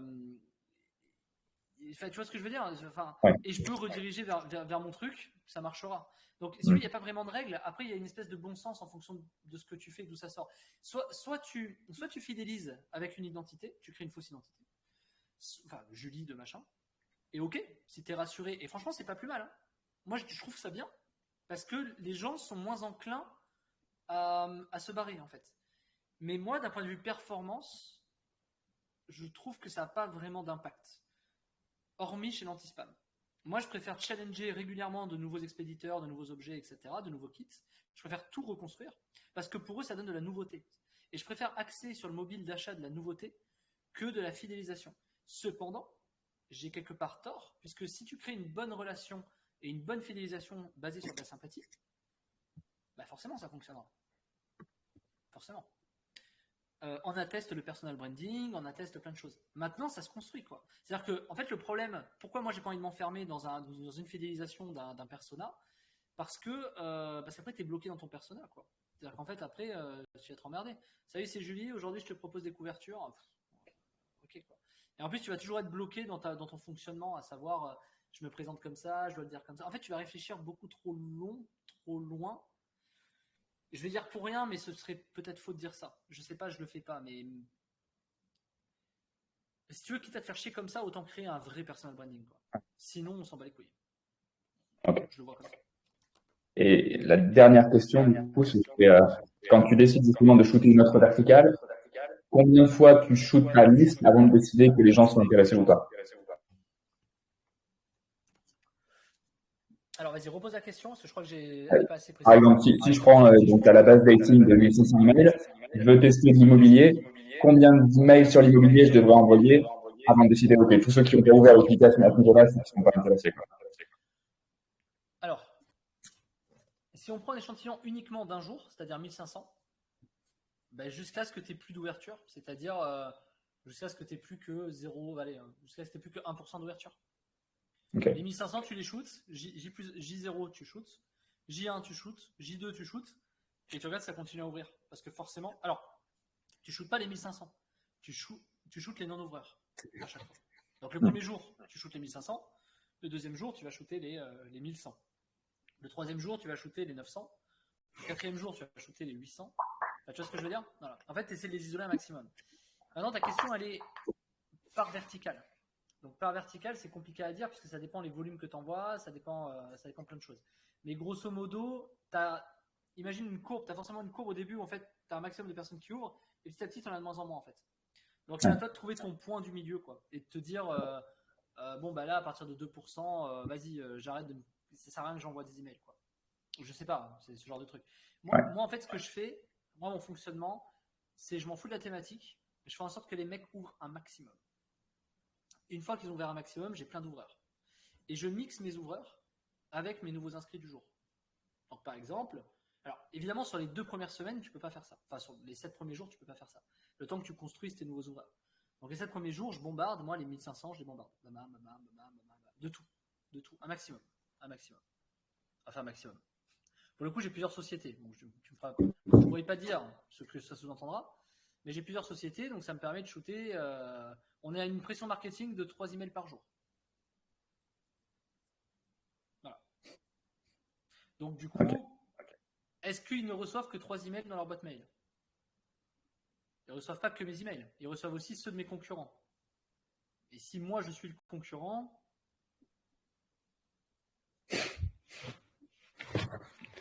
Voilà. Ok. Voilà. Je pense que j'aurais répondu grandement à ceux qui comprendront ce que ça veut dire. Donc oui, et c'est quasiment... Bon, mais c'est tout pour moi. Merci beaucoup. Bah, je t'en prie, Pierre. Avec plaisir de répondre toujours à tes questions. Est-ce que quelqu'un d'autre a d'autres questions? Sébastien qui souhaite parler. J'aime bien. Sébastien, je ne connais pas beaucoup, ça me fait marrer. On va voir. Hello. Salut Sébastien, tu peux parler? Il faut que tu désactives ton micro pour parler. Enfin, que tu l'actives plutôt. Ah, salut Cyril, ça va? Salut, ça va. Bah écoute, petite question très rapide. As-tu de l'expérience dans l'affiliation pour les casinos en ligne? Et si c'est le cas, casino en ligne? Ouais, j'en ai Le gambling? Ouais. Ok. Et que penses-tu de cette niche? Parce que je sais que les CPA sont assez intéressants. Il y a aussi le modèle de RevShare, surtout le Lifetime RevShare. Et je pense que c'est un bon moyen de gagner pas mal d'oseille. Voilà, j'aimerais juste avoir ton feedback là-dessus. Merci. Alors, question très compliquée à répondre. Le casino, j'en ai fait quelques temps par email, ça marchait très bien, ça marche toujours très bien. J'en fais toujours un peu sur YouTube, sur des chaînes d'affiliation. Je fais des compiles de mecs de Twitch. Ça apporte du trafic. On met en description des pages bridge, c'est-à-dire des pages de présentation. Et du coup, ça va faire de l'argent. Voilà. Qu'est-ce que je pense de cette niche? Je suis très mitigé. Je préfère beaucoup plus le dating. Le problème du gambling, enfin le problème du casino, c'est que déjà c'est très border, trop border.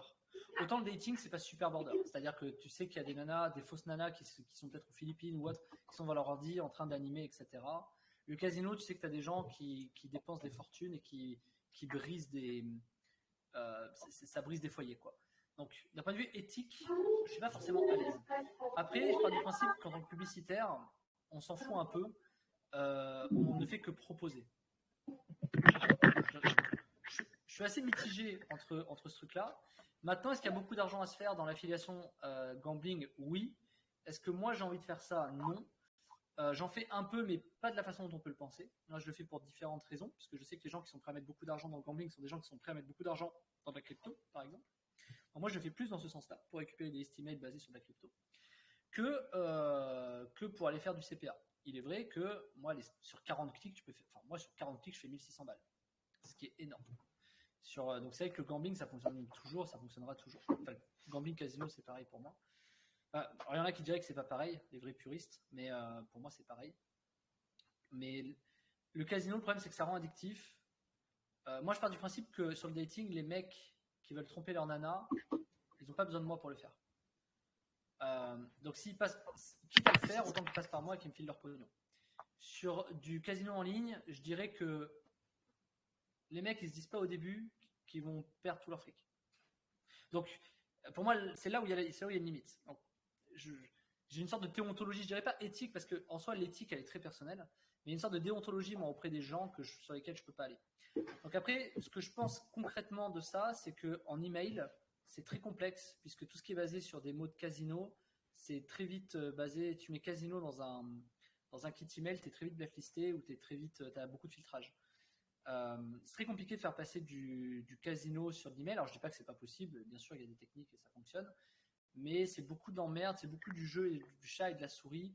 Et quand tu commences le business, tu as toujours ce côté gros hacker qui te fait dire ouais mais c'est pas grave, on va essayer de jouer au chat et à la souris. Quand tu es implanté, que tu as des équipes, que tu as des gens, que tu fais du biz, tu n'as plus trop envie de jouer au chat et à la souris, tu as envie plutôt d'être sur un truc un peu plus pérenne. Voilà. Parce que le problème du casino en ligne, contrairement au dating, c'est que tu es toujours obligé de faire le jeu du chat et de la souris. T'as qu'à voir tout ce qui s'est passé sur les Twitch, t'as qu'à voir tout ce qui s'est passé de partout, tout le temps, sur tout ce qui est casino. C'est toujours très compliqué. Quand tu fais de la publicité, c'est compliqué. Quand tu fais du contenu, c'est compliqué. Quand tu shootes de l'email, c'est compliqué. Tout est compliqué. Quand tu encaisses, c'est compliqué. Voilà. Et dernière chose que personne ne dit sur le casino, c'est que putain, la plupart des mecs qui te font des virements de l'affiliation de casino, ce sont des mecs qui sont recherchés par Interpol, des sociétés où tu as des associés qui sont pareils que la caisse dans d'autres endroits du monde. Et je me suis déjà retrouvé avec une société qui m'avait fait je sais plus c'était où, à Chypre, qui m'avait fait un virement, qui m'avait blacklisté un compte bancaire parce que c'était des mecs qui avaient volé, etc. Et dans le gambling, c'est de l'horreur. Les mecs te payent maintenant, même par PayPal, tu te fais défoncer. Enfin, en fait, aujourd'hui, il vaut mieux te payer en crypto sur tout ce qui est casino. Je pense, aujourd'hui. Parce que les problématiques bancaires, et encore, même qu'aujourd'hui on peut blacklister les wallets, donc il y a beaucoup trop de problèmes à tous les niveaux en fait dans le casino, c'est chiant. Et maintenant, si c'est pour faire de la file pure avec des grosses sociétés qui sont sur le marché les plus grandes, hein, bah ouais, et sur ce que tu as dit, le lifetime, sur la LTV, long time value d'un client, c'est colossal. Pour moi, ça fait partie des plus gros paniers que tu peux avoir au monde. Je dirais que le plus gros panier, ça reste quand même de l'investissement. Mais le problème de l'investissement, les gros paniers, c'est que c'est des gens qui ont beaucoup d'argent. Alors que là, le casino, c'est des gens qui n'ont pas forcément beaucoup de moyens, mais qui mettent des putains de gros paniers. Et justement, c'est là où moi je trouve que c'est un peu limite. Donc, si t'as pas l'argent, mais tu surfes sur le malheur, en fait, sur la dépendance. C'est comme montrer une seringue à un drogué, quoi. C'est du coup, est-ce que c'est bien de donner une seringue à un drogué? Voilà. Bon, chacun met son éthique là où il veut. Donc moi, je suis pas très à l'aise avec cette thématique. Je l'ai travaillé pour la comprendre. Je sais qu'à tous les niveaux, il y a des problématiques. Pour être parfaitement honnête, s'il n'y avait pas tous ces problèmes, est-ce que j'en ferais? Oui, mais je pense que je proposerais plus un gambling différent, un casino différent, c'est-à-dire avec une limite de gain. Je voudrais pas être le numéro 1, je sais pas quoi, juste un truc sain qui permet peut-être de faire diminuer l'addiction en fait. Je serais plus quelque chose qui aurait un produit qui aurait un service d'utilité publique plus que pour prendre du pognon pur. Parce que clairement du pognon pur sur du casino, ouais, ça reste un peu du scam quoi. Bah, on dira non, mais je veux dire, je connais personne même si une personne a gagné beaucoup d'argent au casino, tôt ou tard elle le rejoue. Le casino gagne toujours. Donc au bout du bout, on sait que quoi qu'il arrive, les gens perdront leur thune, quoi. Donc comment est-ce qu'on peut proposer un service où on sait qu'à la fin les gens se font empaler? Moi j'ai un peu de mal, mais c'est personnel, hein. Moi je comprends qu'il y en ait qui s'en foutent. Voilà, autour du sujet, je pense que j'ai réglé. Et sur les plateformes d'affiliation, ben, il y en a 4 grosses qui sont bonnes. Après, toujours pareil, dans le casino, le problème, c'est que tu as beaucoup de mecs qui sont pas bons payeurs. Il y a beaucoup de scams. En fait, tu te lèves tous les matins. Moi, je trouve qu'aller dans le casino, et pour connaître des gens qui en ont fait, bah déjà, c'est pas très pérenne. Alors, tu peux gagner beaucoup de fric, c'est certain. Mais c'est pas pérenne. Tu traverses toujours une phase de dépression. Parce que tu gagnes beaucoup d'argent et que du coup, tu te rends compte. En fait, ceux qui font du casino, le problème, c'est qu'ils ne développent pas de compétences. Et le jour où ils arrêtent de faire du casino, eh ben, ils se disent, ouais, je vais faire autre chose, ça me saoule. Et ils n'arrivent pas à faire autre chose. Parce qu'en fait, ils n'ont pas capitalisé sur aucune compétence. Ils ont juste fait les guignols en animant des trucs à la con pour faire le 3-7 au jackpot, quoi. Du coup, tu n'as même pas besoin de faire storytelling, tu n'as même pas besoin de faire copywriting, tu gagnes aucune compétence. Alors peut-être tu vas gagner une compétence en mode tu attises la création de contenu, tu vas découvrir le FOMO avec des offres, des machins, des trucs. Mais je veux dire, fondamentalement, quand demain tu veux t'en aller de ce truc-là, tu n'y arrives pas. En fait, c'est compliqué de retrouver quelque chose qui fait beaucoup d'argent plus que le casino. Et donc, tu es addict à ça. Et pour autant, tu as d'autres métiers où tu gagnes plus. Donc, tu gagnes beaucoup de cash rapidement dans le casino, mais moi, je préfère faire de l'investissement, tu vois. C'est-à-dire gérer des investisseurs avec des investissements et prendre une com sur des gros projets à 40 millions. Tu vois, je préfère prendre une com sur un truc comme ça. C'est clean, c'est sain, tu rencontres du réseau, plutôt que d'aller essayer de dépouiller Jean-Kévin pour qu'il foute ses 3000 balles cette semaine, quoi. D'économie d'ailleurs. Et qui, à cause de ça, il ne pourra pas voyager cette année ou peut-être payer son électricité cet hiver, quoi. Donc c'est sûr que, ouais, moi je me dis toujours ça.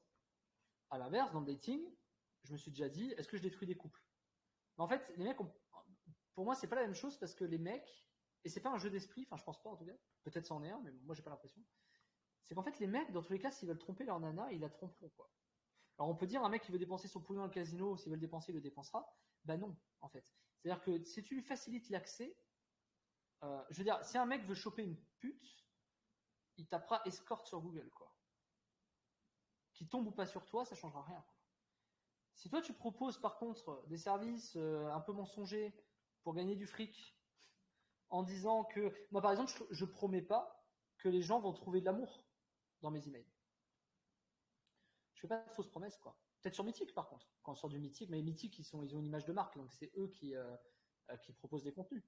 Donc moi je respecte les promesses qu'on fait, et sinon c'est trop facile. Enfin, je dis c'est trop facile, c'est pas une question d'en chier, attention, mais sinon c'est trop facile, et si c'est trop facile, tu te fais dézinguer. Parce qu'il y a toujours des connards qui. Enfin, je veux dire, la facilité elle est très simple, hein, tu peux faire des promesses de ouf. Hein. Il y a un moment donné, tes promesses elles passent plus. Donc il vaut mieux aller sur des marchés novateurs, comme la crypto-monnaie par exemple, sur lesquels pour le coup c'est beaucoup plus simple de faire des promesses qui sont neuves, qui sont nouvelles, et tirer beaucoup plus de fric. Cette année, je pense que il valait mieux aller sur de la crypto que sur du casino, par exemple. Il y a eu beaucoup d'argent sur la crypto. Donc voilà, est-ce que j'ai fait le tour de la question? Est-ce que j'ai répondu à ta question, Sébastien? Ou alors tu peux peut-être lui demander un truc plus précis? Non, non, c'est très bien. Merci à toi. Okay. Attends, reste là. Qu'est-ce que toi tu penses? Pourquoi tu me poses cette question? Pourquoi spécifiquement le casino? Non, je travaille dans le gambling. Je suis à Malte. À Malte, ok. Alors, partage-nous ton expérience alors. Non, il y a effectivement beaucoup d'argent dans le gambling. Pour une raison très simple. C'est toutes les grosses boîtes qui sont développées, notamment à Malte. C'est grâce au lifetime rev share. C'est-à-dire que tu as un mec qui va venir sur du casino. Le premier mois, il va perdre 100 balles. Tu vas rien gagner, puisqu'il aura reçu 100 euros de bonus, par exemple. Et le mois suivant, il va continuer à rejouer. Et tous les mois, tu vas prendre un pourcentage sur ses pertes. Et donc, forcément, il y a un effet boule de neige, quand même. Et c'est comme ça que tu arrives à faire des milliers et des milliers d'euros à partir d'un seul joueur. Ce qui est pas le cas de produits d'affiliation où c'est un CPA fixe et c'est du one shot, quoi. Ouais, mais là, tu parles pas forcément de casino, tu parles de modèle de rémunération. Le modèle de rémunération, tu prends sur du dating, les mecs, ils font de l'abonnement à 40 balles ou 80 balles par mois. Ils font des upsells sur des chats, etc. Tu prends des OnlyFans. Hein. OnlyFans, on tape des journées à 5000 balles à 5000 $ par jour pour animer 2-3 photos, un machin, etc. C'est pareil dans le sens où, évidemment que la long time value, le rebill, ce qu'on appelle le rev share, le rebill, tous les mois reprendre, etc. Oui, bien sûr bien sûr que ça fonctionne. Mais ça existe depuis la nuit des temps. Moi, j'ai découvert ça en 2011. Le rêve share, bien sûr que c'est la vie. Et plus tu pousses, moi dans le dating, je peux monter jusqu'à 80% de rêve share, ce qui est énorme. Le gambling, le truc bien, d'un point de vue pognon, c'est que tu prends sur les gains et sur les pertes. Donc, quelque part, tu t'en bats les couilles. Et c'est un peu le problème. Quelque part, tu t'en fous que le mec gagne ou perde. En fait, il n'y a pas de service derrière. Il n'y a pas de bienveillance, il n'y a pas de service qui va faire la différence. Alors, c'est pour ça que ça amène souvent des dérives. Et le problème, c'est que c'est trop addictif. Donc, et en plus, les gens s'en foutent. Par exemple, demain, que le mec perde ses 4000 balles, toi, tu diras, bah, le mec, il n'a qu'à pas jouer, quoi. Et quelque part, tu as raison. Tu as vraie raison. Ou pas. Après, voilà, moi, c'est là où chacun fait son positionnement. Moi, je comprends. Après, il n'y a pas plus d'argent enfin, ça fait beaucoup de cash rapidement, en fait. Mais il n'y a pas plus d'argent dans l'industrie du gambling que dans l'industrie du porn, par exemple. Maintenant, c'est pas les mêmes leviers, ça touche plus de personnes. Enfin, le porno touche plus de personnes, mais je veux dire, le gambling, ça n'a pas les mêmes mécaniques psychologiques. Et le problème, c'est que toi, quand tu communiques, en fait, tu t'en fous. Qu'ils perdent, qu'ils gagnent, le mécanisme, c'est mets ton pognon, quoi. Et en fait, forcément, ça attire pas. Alors, je connais pas mal de mecs à Malte qui font du casino. Enfin, pas mal, non, je dis ça, j'en connais 3-4. Mais en fait, dans les industries, il y a des mecs qui sont là pendant 3-4 ans et qui après se barrent. Le portefeuille se renouvelle. Parce que moi, il y a 10 ans, les acteurs du gambling il y a 10 ans, c'était pas ceux d'aujourd'hui. Tu prends sur le dating, les acteurs d'il y a 10 ans, bah, les plus gros sont ceux d'aujourd'hui. Dans le gambling, les affiliés, ils changent tous les 3-4 ans. Ils restent pas. Et là, ils traversent à un moment donné des dépressions. Les affiliés qui font beaucoup de cash. Ils traversent, en fait, une quête de sens, quoi. Et quand je dis beaucoup de cash, je parle des mecs qui prennent quelques millions par mois. Et il y a un moment donné, alors c'est bien, ils investissent, ils perdent du pognon, ils machin, ils sont contents, ils sont trucs, ils sont bidules, ils se la pètent un peu, etc. Mais il y a un moment donné, ils traversent une phase dépressive. Parce qu'il y a un moment donné, tu as une quête de sens. Quand tu veux construire ta famille, quand tu veux construire ton business solide, quand tu veux commencer à bouger, au-delà de Malte, par exemple, et que tu as besoin d'une structuration bancaire, et que tu dis que tu fais du gambling, c'est mort. Quand tu mets tes sociétés et tes bilans, c'est mort. Quand tu mets ton machin, tu as un développement d'activité au niveau de la pérennité qui est compromise. Alors, évidemment, je vais pas dire le mauvais mot, tu peux régulariser ta situation, en mentant un peu, en faisant des sites tiers, en machin et tout ça, pour essayer de passer auprès des banques, auprès des méchants, tout ça. Mais en fait, ta pérennité, elle est compromise, quoi. Quand on te demande d'où vient l'argent, c'est quand même compliqué, quoi. Quand tu dis que tu fais du casino, bah, on te ferme des portes, quoi, clairement. Et il n'y en a pas beaucoup qui. Alors, il y en a, attention, mais il n'y en a pas beaucoup qui les ouvrent. Donc, il y a un moment donné, tu traverses toute une phase dépressive parce que tu veux faire des choses, tu te rends compte que tu as de l'argent, mais tu peux pas forcément bien en jouir. Hormis faire des investissements en crypto, hormis faire des investissements à Bali dans des trucs spécifiques, il y a plein de projets. Je dis pas qu'on peut rien faire, hein. Mais si tu veux ta maison à tel endroit et faire levier de crédit, tu n'y arriveras pas. Si tu veux ce truc-là, soit tu as le cash, bon ça c'est partout pareil, soit tu l'as pas. Et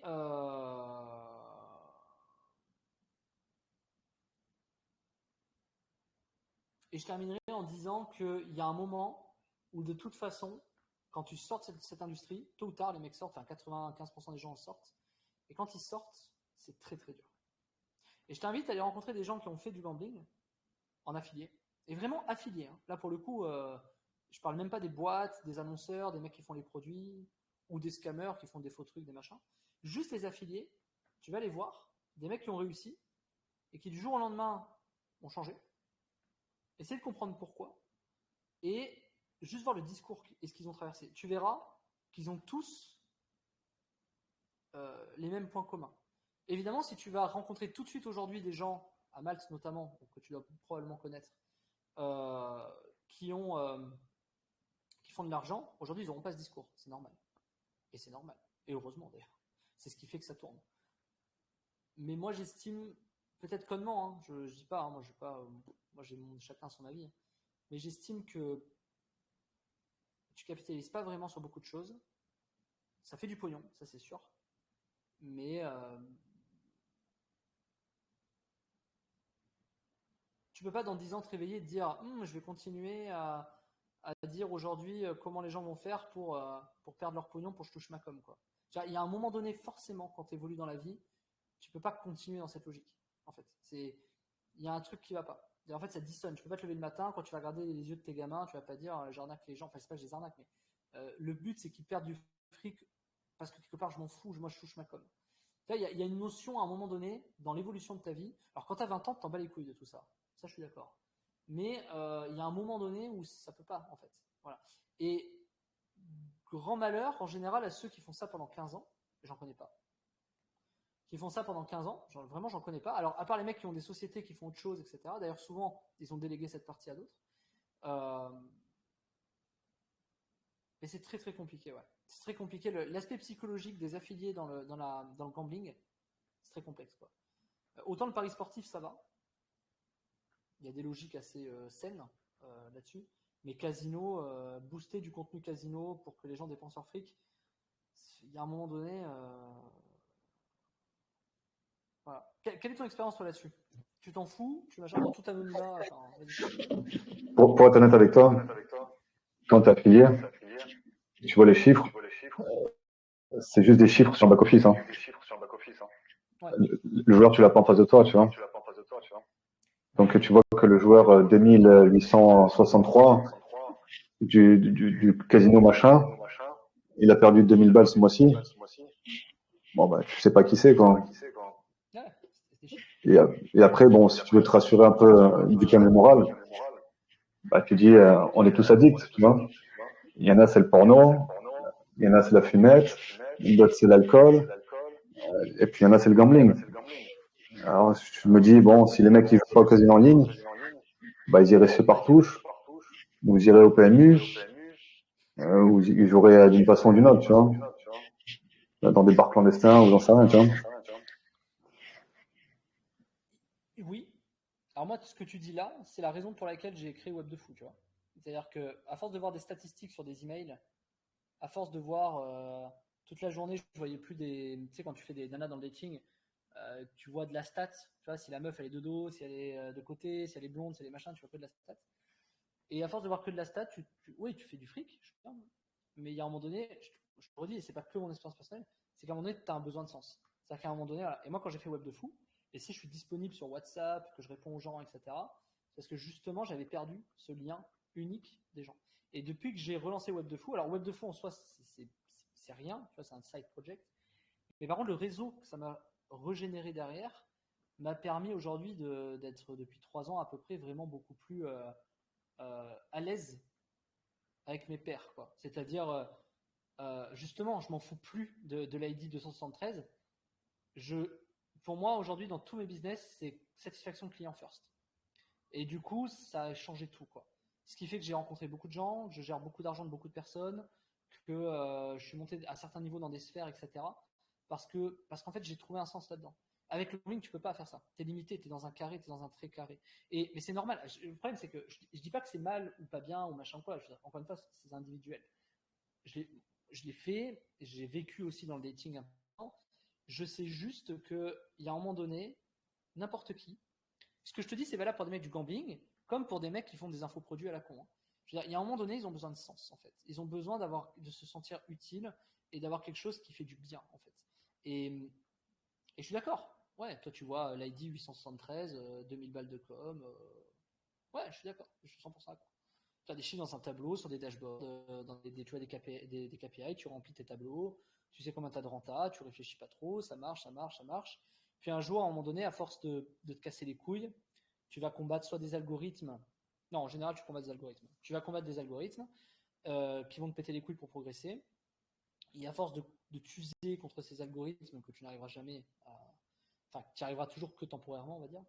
Il y a un moment donné, bah, tu te dis, putain, tu te retournes, tu te dis, ça fait, je sais pas, 5, 6 ans que je fais ça. Putain, je vais encore faire ça pendant 10 ans, quoi. Combattre les algorithmes, puis tu t'uses. Avec l'âge, tu t'uses un peu.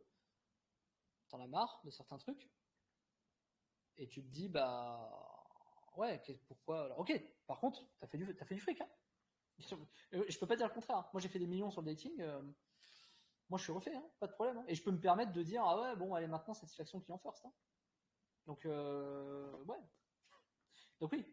Je pense que j'ai perdu beaucoup de temps, par contre, à penser comme ça. Et je m'en aperçois depuis 2-3 ans que j'ai perdu. Tu vois, en 10 ans, moi si je regarde, enfin 10 ans, ça fait plus maintenant, en 13 ans, si je regarde ce que j'ai accumulé en 13 ans, c'est pas ouf. Quand j'y réfléchis, je me dis c'est pas ouf. Alors, ça va. Je suis pas à plaindre, je suis tranquille pour plusieurs générations. Mais putain, c'est pas ouf, quoi. Si j'avais gagné le temps que j'ai gagné sur ces 3 dernières années, si j'avais appliqué sur les 15 dernières, putain, ça aurait tout changé. Et c'est justement ce que tu dis qui m'a limité dans ma progression. Et à l'époque, je pouvais pas l'entendre. Je me disais, bah non, justement, non, ça fait du fric, quoi. Ouais. Mais en fait, le fric, ça vient surtout du réseau, en fait. Et quand on est affilié, peu importe la thématique, on se dit pas que le fric vient du réseau. On se dit que le fric vient de notre audience. Mais en vérité, demain, ton audience, ça peut faire x10 et ton CA peut faire x10 si tu as un bon réseau. Donc, et pour avoir un bon réseau, bon, alors après, spécifiquement dans le gambling, on va dire c'est un peu particulier, mais peu importe la thématique, en tout cas, si tu veux du bon réseau, il faut forcément que tu ailles, je peux pas dire le mot, mais que tu ailles lisser tes activités, que tu ailles rendre plus blanc que blanc ce que tu fais, quoi. Moi, tu imagines, j'étais à Dubaï pendant 3 ans et mes sociétés, elles encaissaient que du dating. Que du dating. Du dating. Et à un moment donné, j'ai les compliance qui ont trouvé des Instagram et ils m'ont dit c'est quoi ces trucs de cul, quoi. Et il y a toujours des risques sur ces trucs-là. Il y a toujours des risques. Et il faut faire attention. Voilà, faut faire attention. Il faut pas trop aller là-dedans. C'est bien pour gagner du fric, mais faut pas foncer faut pas descendre au fond, quoi. Puis ça reste des métiers qui au bout restent quand même, au bout du bout, quand tu prends vraiment trop d'importance, il y a quand même des dangers, quoi. Voilà. Mais oui, après, selon le niveau dans lequel t'es, on va dire, ça fait pas de mal. On se trouvera une raison, quoi. Voilà. Mais cool, c'est un sujet très intéressant à aborder, Sébastien. J'aimerais bien en discuter davantage. Comment ? Mais merci pour ton contenu et merci pour ton temps. Comme. Merci à toi, merci pour ta question pertinente. Et puis, j'espère qu'on pourra échanger. C'est un sujet qui m'intéresse, j'aimerais bien. Envoie-moi un message à côté, on en discutera un peu en perso. Pas de souci. Ok, ça marche, merci Sébastien. Merci. Est-ce que quelqu'un d'autre veut prendre la parole? Je sais qu'il y avait Ayoub. Ayoub, tu as voulu te manifester. Hésite pas. Je t'ai vu, j'ai pas fait oui. Donc, hésite pas. Il va me rester 15 minutes, même pas, 13, 12. Et après, il faut que j'y aille, j'ai un rendez-vous. Donc, si quelqu'un veut prendre la parole, c'est un peu le moment. Benjamin. Je t'ai pas vu. Attends. Hop. Salut Benjamin. Salut Ben. Tu peux parler. Il faut juste que tu allumes ton micro. C'est le gros bouton en bas. Je crois qu'il est en bas.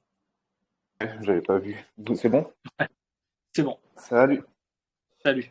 Moi, c'était pour savoir quand on est bloqué sur une plateforme d'affiliation, enfin bloqué, pas vraiment bloqué, mais sur une plateforme d'affiliation parce qu'on fait pas cette clic, parce que quand on débute, on a peu d'emails, forcément, on fait peu de clics quand on shoot pour pouvoir justement segmenter les listes. Qu'est-ce qu'on peut faire pour demander à être débloqué ou Comment ça t'es bloqué? Attends, précise. Comment ça t'es bloqué parce que tu fais pas de clic? Je comprends pas. En fait, c'est pas vraiment bloqué, mais tu sais, c'est sur la plateforme WebRégie, je crois. Et j'avais le gars m'avait dit mais là je peux pas t'ouvrir d'autres programmes parce qu'en fait tu fais pas assez de clics. Donc il faut que tu retravailles tes listes pour pouvoir faire plus de clics et avoir accès aux autres programmes. Et du coup je me disais mais si quand on est débutant quand on débute sa liste, comment on fait pour pouvoir quand même avoir accès aux programmes. J'ai jamais vu ça. Ce que tu me dis, c'est la première fois que j'entends. J'ai jamais vu ce cas-là.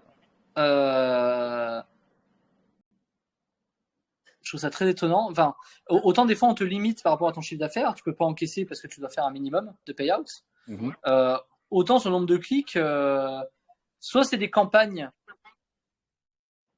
soit c'est des campagnes qui sont capées, c'est-à-dire ils vont pas les faire shooter pour faire 3 leads, c'est possible, et qui les réservent à des affiliés spécifiques.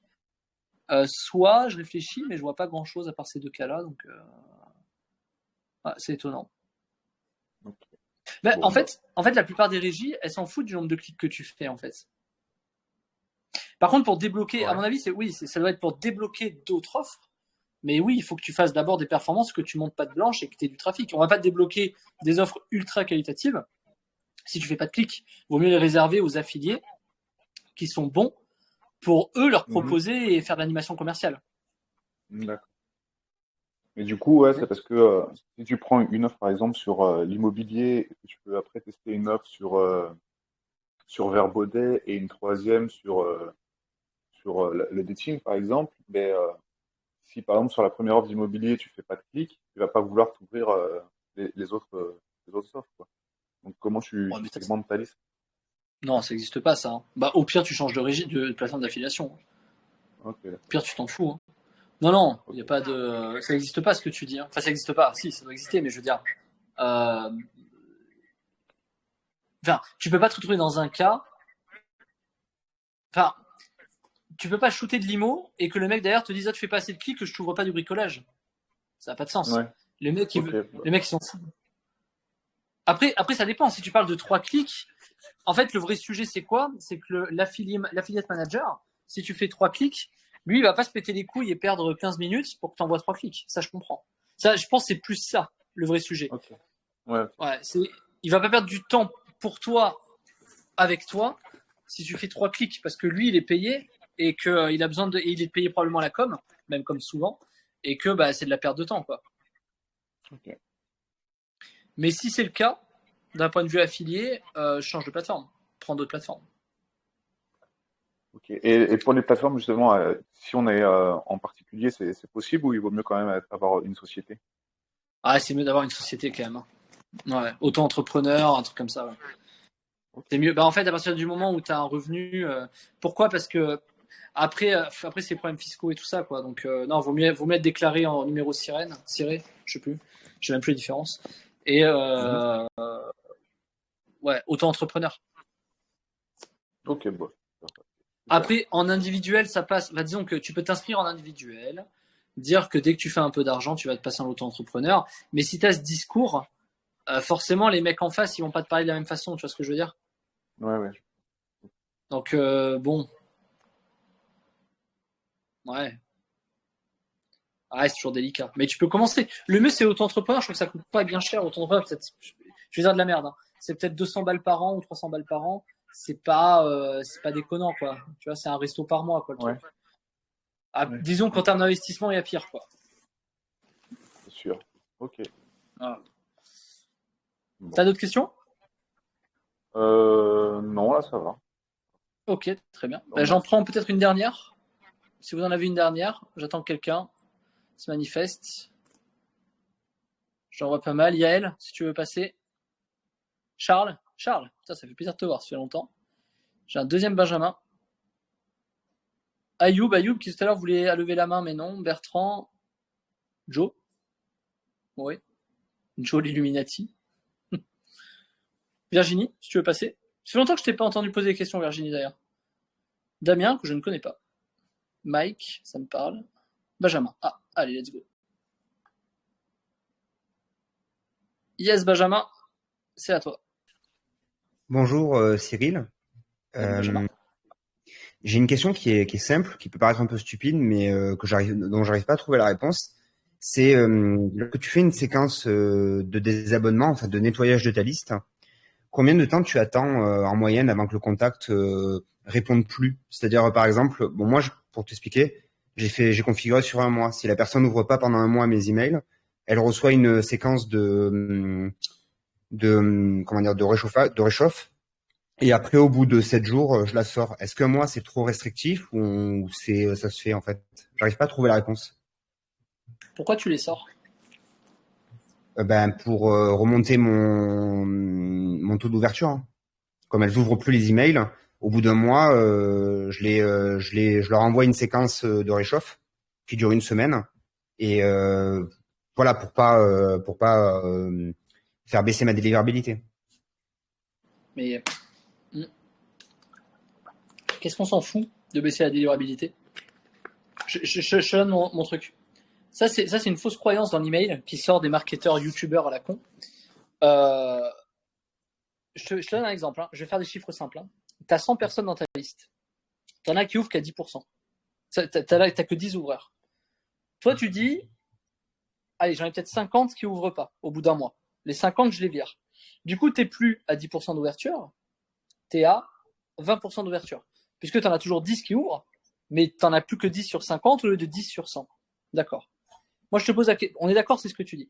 Moi, je te pose la question, en quoi faire une séquence des abonnements t'aide à avoir plus d'ouvreurs?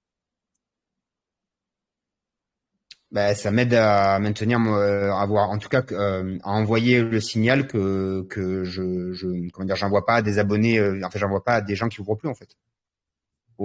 C'est censé améliorer ma délivrabilité, non? Bah non, ça améliore pas ta délivrabilité, ça change artificiellement ton taux d'ouverture. Ça oui, puisque bah du coup, tu fais plus 10% d'ouverture, mais 20% d'ouverture, typiquement. Mais c'est normal, c'est parce que tu enlèves la moitié. Attends, j'essaie d'allumer la lampe. Donc tu gardes des gens qui ouvrent pas tes emails? Ben ouais, moi j'en regarde pas mal même. Et qu'est-ce que je fais? Je leur propose un autre type de contenu, voir si ça les intéresse. La question à se poser, c'est pourquoi est-ce qu'ils ouvrent pas tes emails? C'est pas pourquoi je les vire, c'est pourquoi est-ce qu'ils ouvrent pas mes emails? Ça, c'est la vraie question. Parce que faire des séquences de désabonnement, on va dire que c'est vrai à partir du moment où tu as... je peux pas dire que c'est de la merde de faire ça, ce serait faux, mais disons que c'est le vrai signal que ça renvoie, c'est que auprès de ton FAI, auprès de ton logiciel email, tu renvoies le signal comme quoi tu t'occupes de ta liste. Mais je veux dire, le meilleur signal, c'est plutôt de recruter de nouvelles personnes. C'est-à-dire qu'en fait, si tu as un problème avec les mecs de désabonnement, tu devrais plutôt te focus sur comment tu recrutes plus de nouvelles personnes plutôt que de comment je rattrape ceux qui partent. Parce que tu perdras toujours plus de temps. Il est là le bouton. Tu perdras toujours plus de temps à faire des séquences de désabonnement, comme tu les appelles, plutôt que de payer ou autre pour avoir des nouveaux emails. Alors après, pour te répondre, parce que c'est quand même la réponse que tu veux à ça, un mois, c'est court. Un mois, c'est court. Un mois, c'est un mois de vacances. Les mecs, ils ont 5 semaines de congés par an. 5 semaines minimum d'attente, c'est pas mal. Après, pour moi, le sujet, c'est pas tant de les faire réactiver, c'est plutôt de leur proposer de nouvelles choses. C'est qu'ils sont pas sensibles à ce que tu leur proposes. Moi, tu vois, Web de Fou, je n'ai jamais enlevé des gens qui n'ouvraient pas sur Web de Fou. Jamais. Ce que j'ai fait, par contre, j'ai 50% de ma liste qui est des abonnés. Ça, oui. Ce qui est plutôt positif. Parce que j'envoie un email par jour. Je m'en fous d'avoir 8% d'ouverture ou 25% d'ouverture. J'en ai strictement rien à foutre. Hein. Et je vais même te dire autre chose, je vends pas plus ou moins. Si je vends plus, parce que j'ai une nouvelle personne. Si je vends moins, c'est parce que j'ai pas lancé d'acquisition. C'est très binaire. Hein. Je vais pas essayer de rattraper des gens en séquence de désabonnement, etc. Si j'enlève Web de Fou, en désabonnement, je vais leur proposer plein de produits, par contre, pour ceux qui se désabonnent. Mais pour ceux qui n'ouvrent plus, il peut y avoir plein de facteurs. Donc le bon facteur, c'est quoi? Je vais te donner la réponse technique. La réponse technique, à partir de 180 jours, c'est-à-dire à partir de 6 mois, il y a des emails qui se transforment en spam trap. Les spam traps, c'est des adresses pièges. Et à partir du moment où ils n'ouvrent pas pendant 6 mois, il y a des FAI, donc des Yahoo, SFR, Free, ce que tu veux, qui considèrent qu'à partir de 6 mois, l'adresse n'est plus exploitée, que donc eux, ils s'en servent en spam trap. C'est quoi? Pourquoi spam trap? Parce que si le mec ouvre plus depuis 6 mois, si tout de suite maintenant, tu as une nouvelle personne qui les shoot, ça veut dire que la personne a récupéré l'email de manière illicite. Ce qui est assez évident, finalement. Donc, 6 mois maximum. Au-delà de 6 mois, moi, je ne fais pas de séquence des abonnements, je ne fais que des séquences d'ouvreurs. C'est-à-dire qu'en fait, justement, plutôt que de me prendre la tête avec des gens qui ont du désabonnement ou non, je ne prends que des ouvreurs. Je ne vire pas mes non-ouvreurs. Je ne prends que mes ouvreurs. Alors tu vas me dire, c'est peut-être pareil pour toi ou pas, mais finalement, pourquoi pas? Puisqu'il y a un moment donné, plutôt que de virer mes désabonnés, je vais plutôt leur reproposer, à un moment donné, je vais prendre tous mes abonnés et je vais leur proposer un nouveau contenu. Alors, je vais pas faire aussi con que je prends tous mes tous mes non-ouvreurs, et je vais leur envoyer un shoot sur un programme. Je vais jamais faire ça, parce que ce serait un peu suicidaire, mais je vais les mixer un peu. Par exemple, je vais prendre la moitié de mes ouvreurs et je vais les mixer avec la moitié de mes non-ouvreurs. Et du coup, tu vas voir qu'en faisant ça, bizarrement, tu vas avoir des mecs qui n'ouvraient plus, qui d'un coup réouvrent. Parce qu'en fait, la non-ouverture, elle vient du fait, très généralement, que l'email ne passe plus, c'est-à-dire on te laisse plus livrer de colis, le livreur ne rentre plus dans la maison pour poser ton colis, quoi. Des fois, il le pose devant l'entrée, et si le mec sort pas de chez lui, bah, il voit jamais le colis, quoi. Donc, qu'est-ce que ça veut dire littéralement? Ça veut dire que des fois, tu passes en promotion, que le mec le voit pas, tu passes en spam, le mec le voit pas, et comment est-ce que tu fais? Bah, c'est pas aussi con que ça, je veux dire, dans l'idée, bah, tu mixes un peu des emails qualitatifs avec des emails qui n'ouvrent plus trop, et tu vas voir que d'un coup, ceux qui n'ouvraient plus, il y en a quelques-uns qui vont commencer à ouvrir. Parce que justement, tu vas passer une box ou ce genre de choses. Donc en vérité, la séquence des abonnements, tu payes déjà assez cher des leads pour en plus les virer, quoi. Tu vois? Donc, est-ce que ça fait du bien à ta liste? C'est juste une question d'ego et de branlette intellectuelle de dire que je passe de 10% à 20% d'ouverture. Mais fondamentalement, si tu avais 10 ouvreurs, tu continues à avoir 10 ouvreurs, quoi. Voilà. Donc le sujet, c'est plus comment est-ce que je fais ouvrir ceux qui n'ouvrent pas? Pourquoi est-ce qu'ils n'ouvrent pas? Plutôt que je vais nettoyer ma liste pour des bonnes stats, quoi. Peu d'intérêt, quoi. C'est sûr que c'est des stats qui servent à rien, puisque voilà. Est-ce que ma réponse te convient? Ouais, tout à fait. Ouais. J'avais pas, j'ai ta formation sur tripler ses taux de sa délivrabilité, et j'avais pas compris ça comme ça en fait, de cette manière-là. Ok. Je pensais que c'était, il fallait être plus restrictif au niveau de la qualité pour garder des bons taux, on va dire. Il faut. Après, ça dépend. Encore une fois, si c'est de la stat que tu cherches, oui, t'as raison. Si c'est dire que t'as 45% de taux d'ouverture, oui, t'as raison. T'as raison. C'est ce qu'il faut faire. Après, si c'est pour dire, est-ce que ça change? Est-ce que ça te fait plus est-ce que t'as plus d'ouvreurs? Et tu sais, tu peux avoir. En fait, ça va se résumer en ça. Tu peux avoir un meilleur taux d'ouverture avec le même nombre d'ouvreurs. T'as juste à virer ceux qui n'ouvrent plus. Et tu peux, avec le même nombre d'ouvreurs, avoir un plus haut taux d'ouverture. Mais fondamentalement, si tu as beaucoup d'ouvreurs, il faut t'en servir pour faire ouvrir ceux qui n'ouvrent pas, en les mixant un peu. C'est plus dans ce sens-là. C'est, en fait, il faut se concentrer sur essaie sur tes non-ouvreurs un truc où tu leur offres un truc de bâtard. Genre, tu vois, par exemple, moi, une formation offerte, un truc comme ça. Je mets une formation offerte, machin. Tu vas voir que bizarrement, ils vont ouvrir un peu, quoi. Bizarrement. Et, enfin, bizarrement, non, pas bizarrement, mais tu vois l'idée, quoi. Donc, oui, teste ce genre de truc, tu vas voir que tu risques d'être surpris. Et mixe toujours un peu des ouvreurs avec des non-ouvreurs. Toujours, toujours. Si tu shootes que des non-ouvreurs, tu vas te faire dézinguer. Il faut shooter un peu d'ouvreurs avec des non-ouvreurs. Donc, tu fais une liste, alors ça dépend de ton logiciel, peu importe, mais tu peux toujours mixer un peu ceux qui ont ouvert les 10 derniers emails, je sais pas comment ça s'appelle sur les logiciels, il y a plein de trucs différents. Bref, tu as des ciblages, des segmentations, et tu peux un peu les mixer entre eux. Je t'invite vraiment à aller checker ça. Et voilà. Et si tu as des incompréhensions, surtout, n'hésite pas à venir m'en parler. Hein. Je suis toujours dispo sur WhatsApp, donc voilà, n'hésite pas. Ok, ben merci beaucoup. Merci beaucoup. Je t'en prie. Avec plaisir. Merci beaucoup, Benjamin. Je vais m'arrêter là. Je vais m'arrêter là, les amis. Je vous souhaite une très bonne fin de journée. Et puis, écoutez, moi, je vous dis, si vous souhaitez, je vais faire comme le petit CTA de la fin, si vous souhaitez bénéficier de la formation de la semaine, 1500 emails dating par jour, je vous mets le lien dans le Telegram. Et puis, je vous invite à y aller parce que c'est plutôt parti assez correctement cette semaine. Enfin, rien de ostentatoire, mais très correct. Et je vous invite vraiment à essayer. Il n'y a pas d'engagement. Vous essayez un mois, le prix est très correct, c'est le prix d'une formation actuelle, puisque les 10 premières places sont parties en 24 heures. Donc, allez-y, testez. Au pire, arrêtez après, vous m'envoyez un WhatsApp. Par contre, WhatsApp, parce que j'ai des mecs qui essaient de m'annuler des trucs par email, je lis mes mails une fois tous les 5 jours. Vraiment, WhatsApp, quoi. Il n'y a pas de problème. Et je vous annule le truc. Donc, vraiment, allez-y, foncez, n'hésitez pas. Ça vaut franchement le coup d'essayer d'avoir 1500 emails dating par jour, d'aller faire de la file. Vous mangez un peu les dents là-dessus, vous allez voir, ça va être. Et puis, en fait, vous allez faire de l'argent dans tous les cas. Même si vous faites 3 euros, 4 euros, machin, par jour, Il n'y aura pas de problème, quoi, ça va bien se passer. Mais il suffit juste, vous savez, il y a des leads qui sont à 4 euros. Il suffit juste de faire 2 leads. 2 leads, c'est par exemple 20 clics. On va dire du principe qu'il y a 10% de transfo. Vous faites 20 clics, vous faites 2 leads à 5 euros. J'ai dit 4, mais on va faire un chiffre simple. Vous faites 2 leads, ça vous fait 10 balles par jour. 10 balles par jour, vous faites 300 balles à la fin du mois. Ça reste quand même rentable. Et dans le pire des cas, quand même. Donc, essayez-le. 20 clics.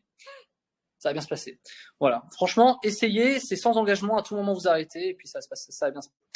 Sur ce, je vous dis une très bonne fin de journée à vous. Et puis, je vous dis à bientôt. Merci à tous et merci à vous pour vos questions. Ciao, ciao.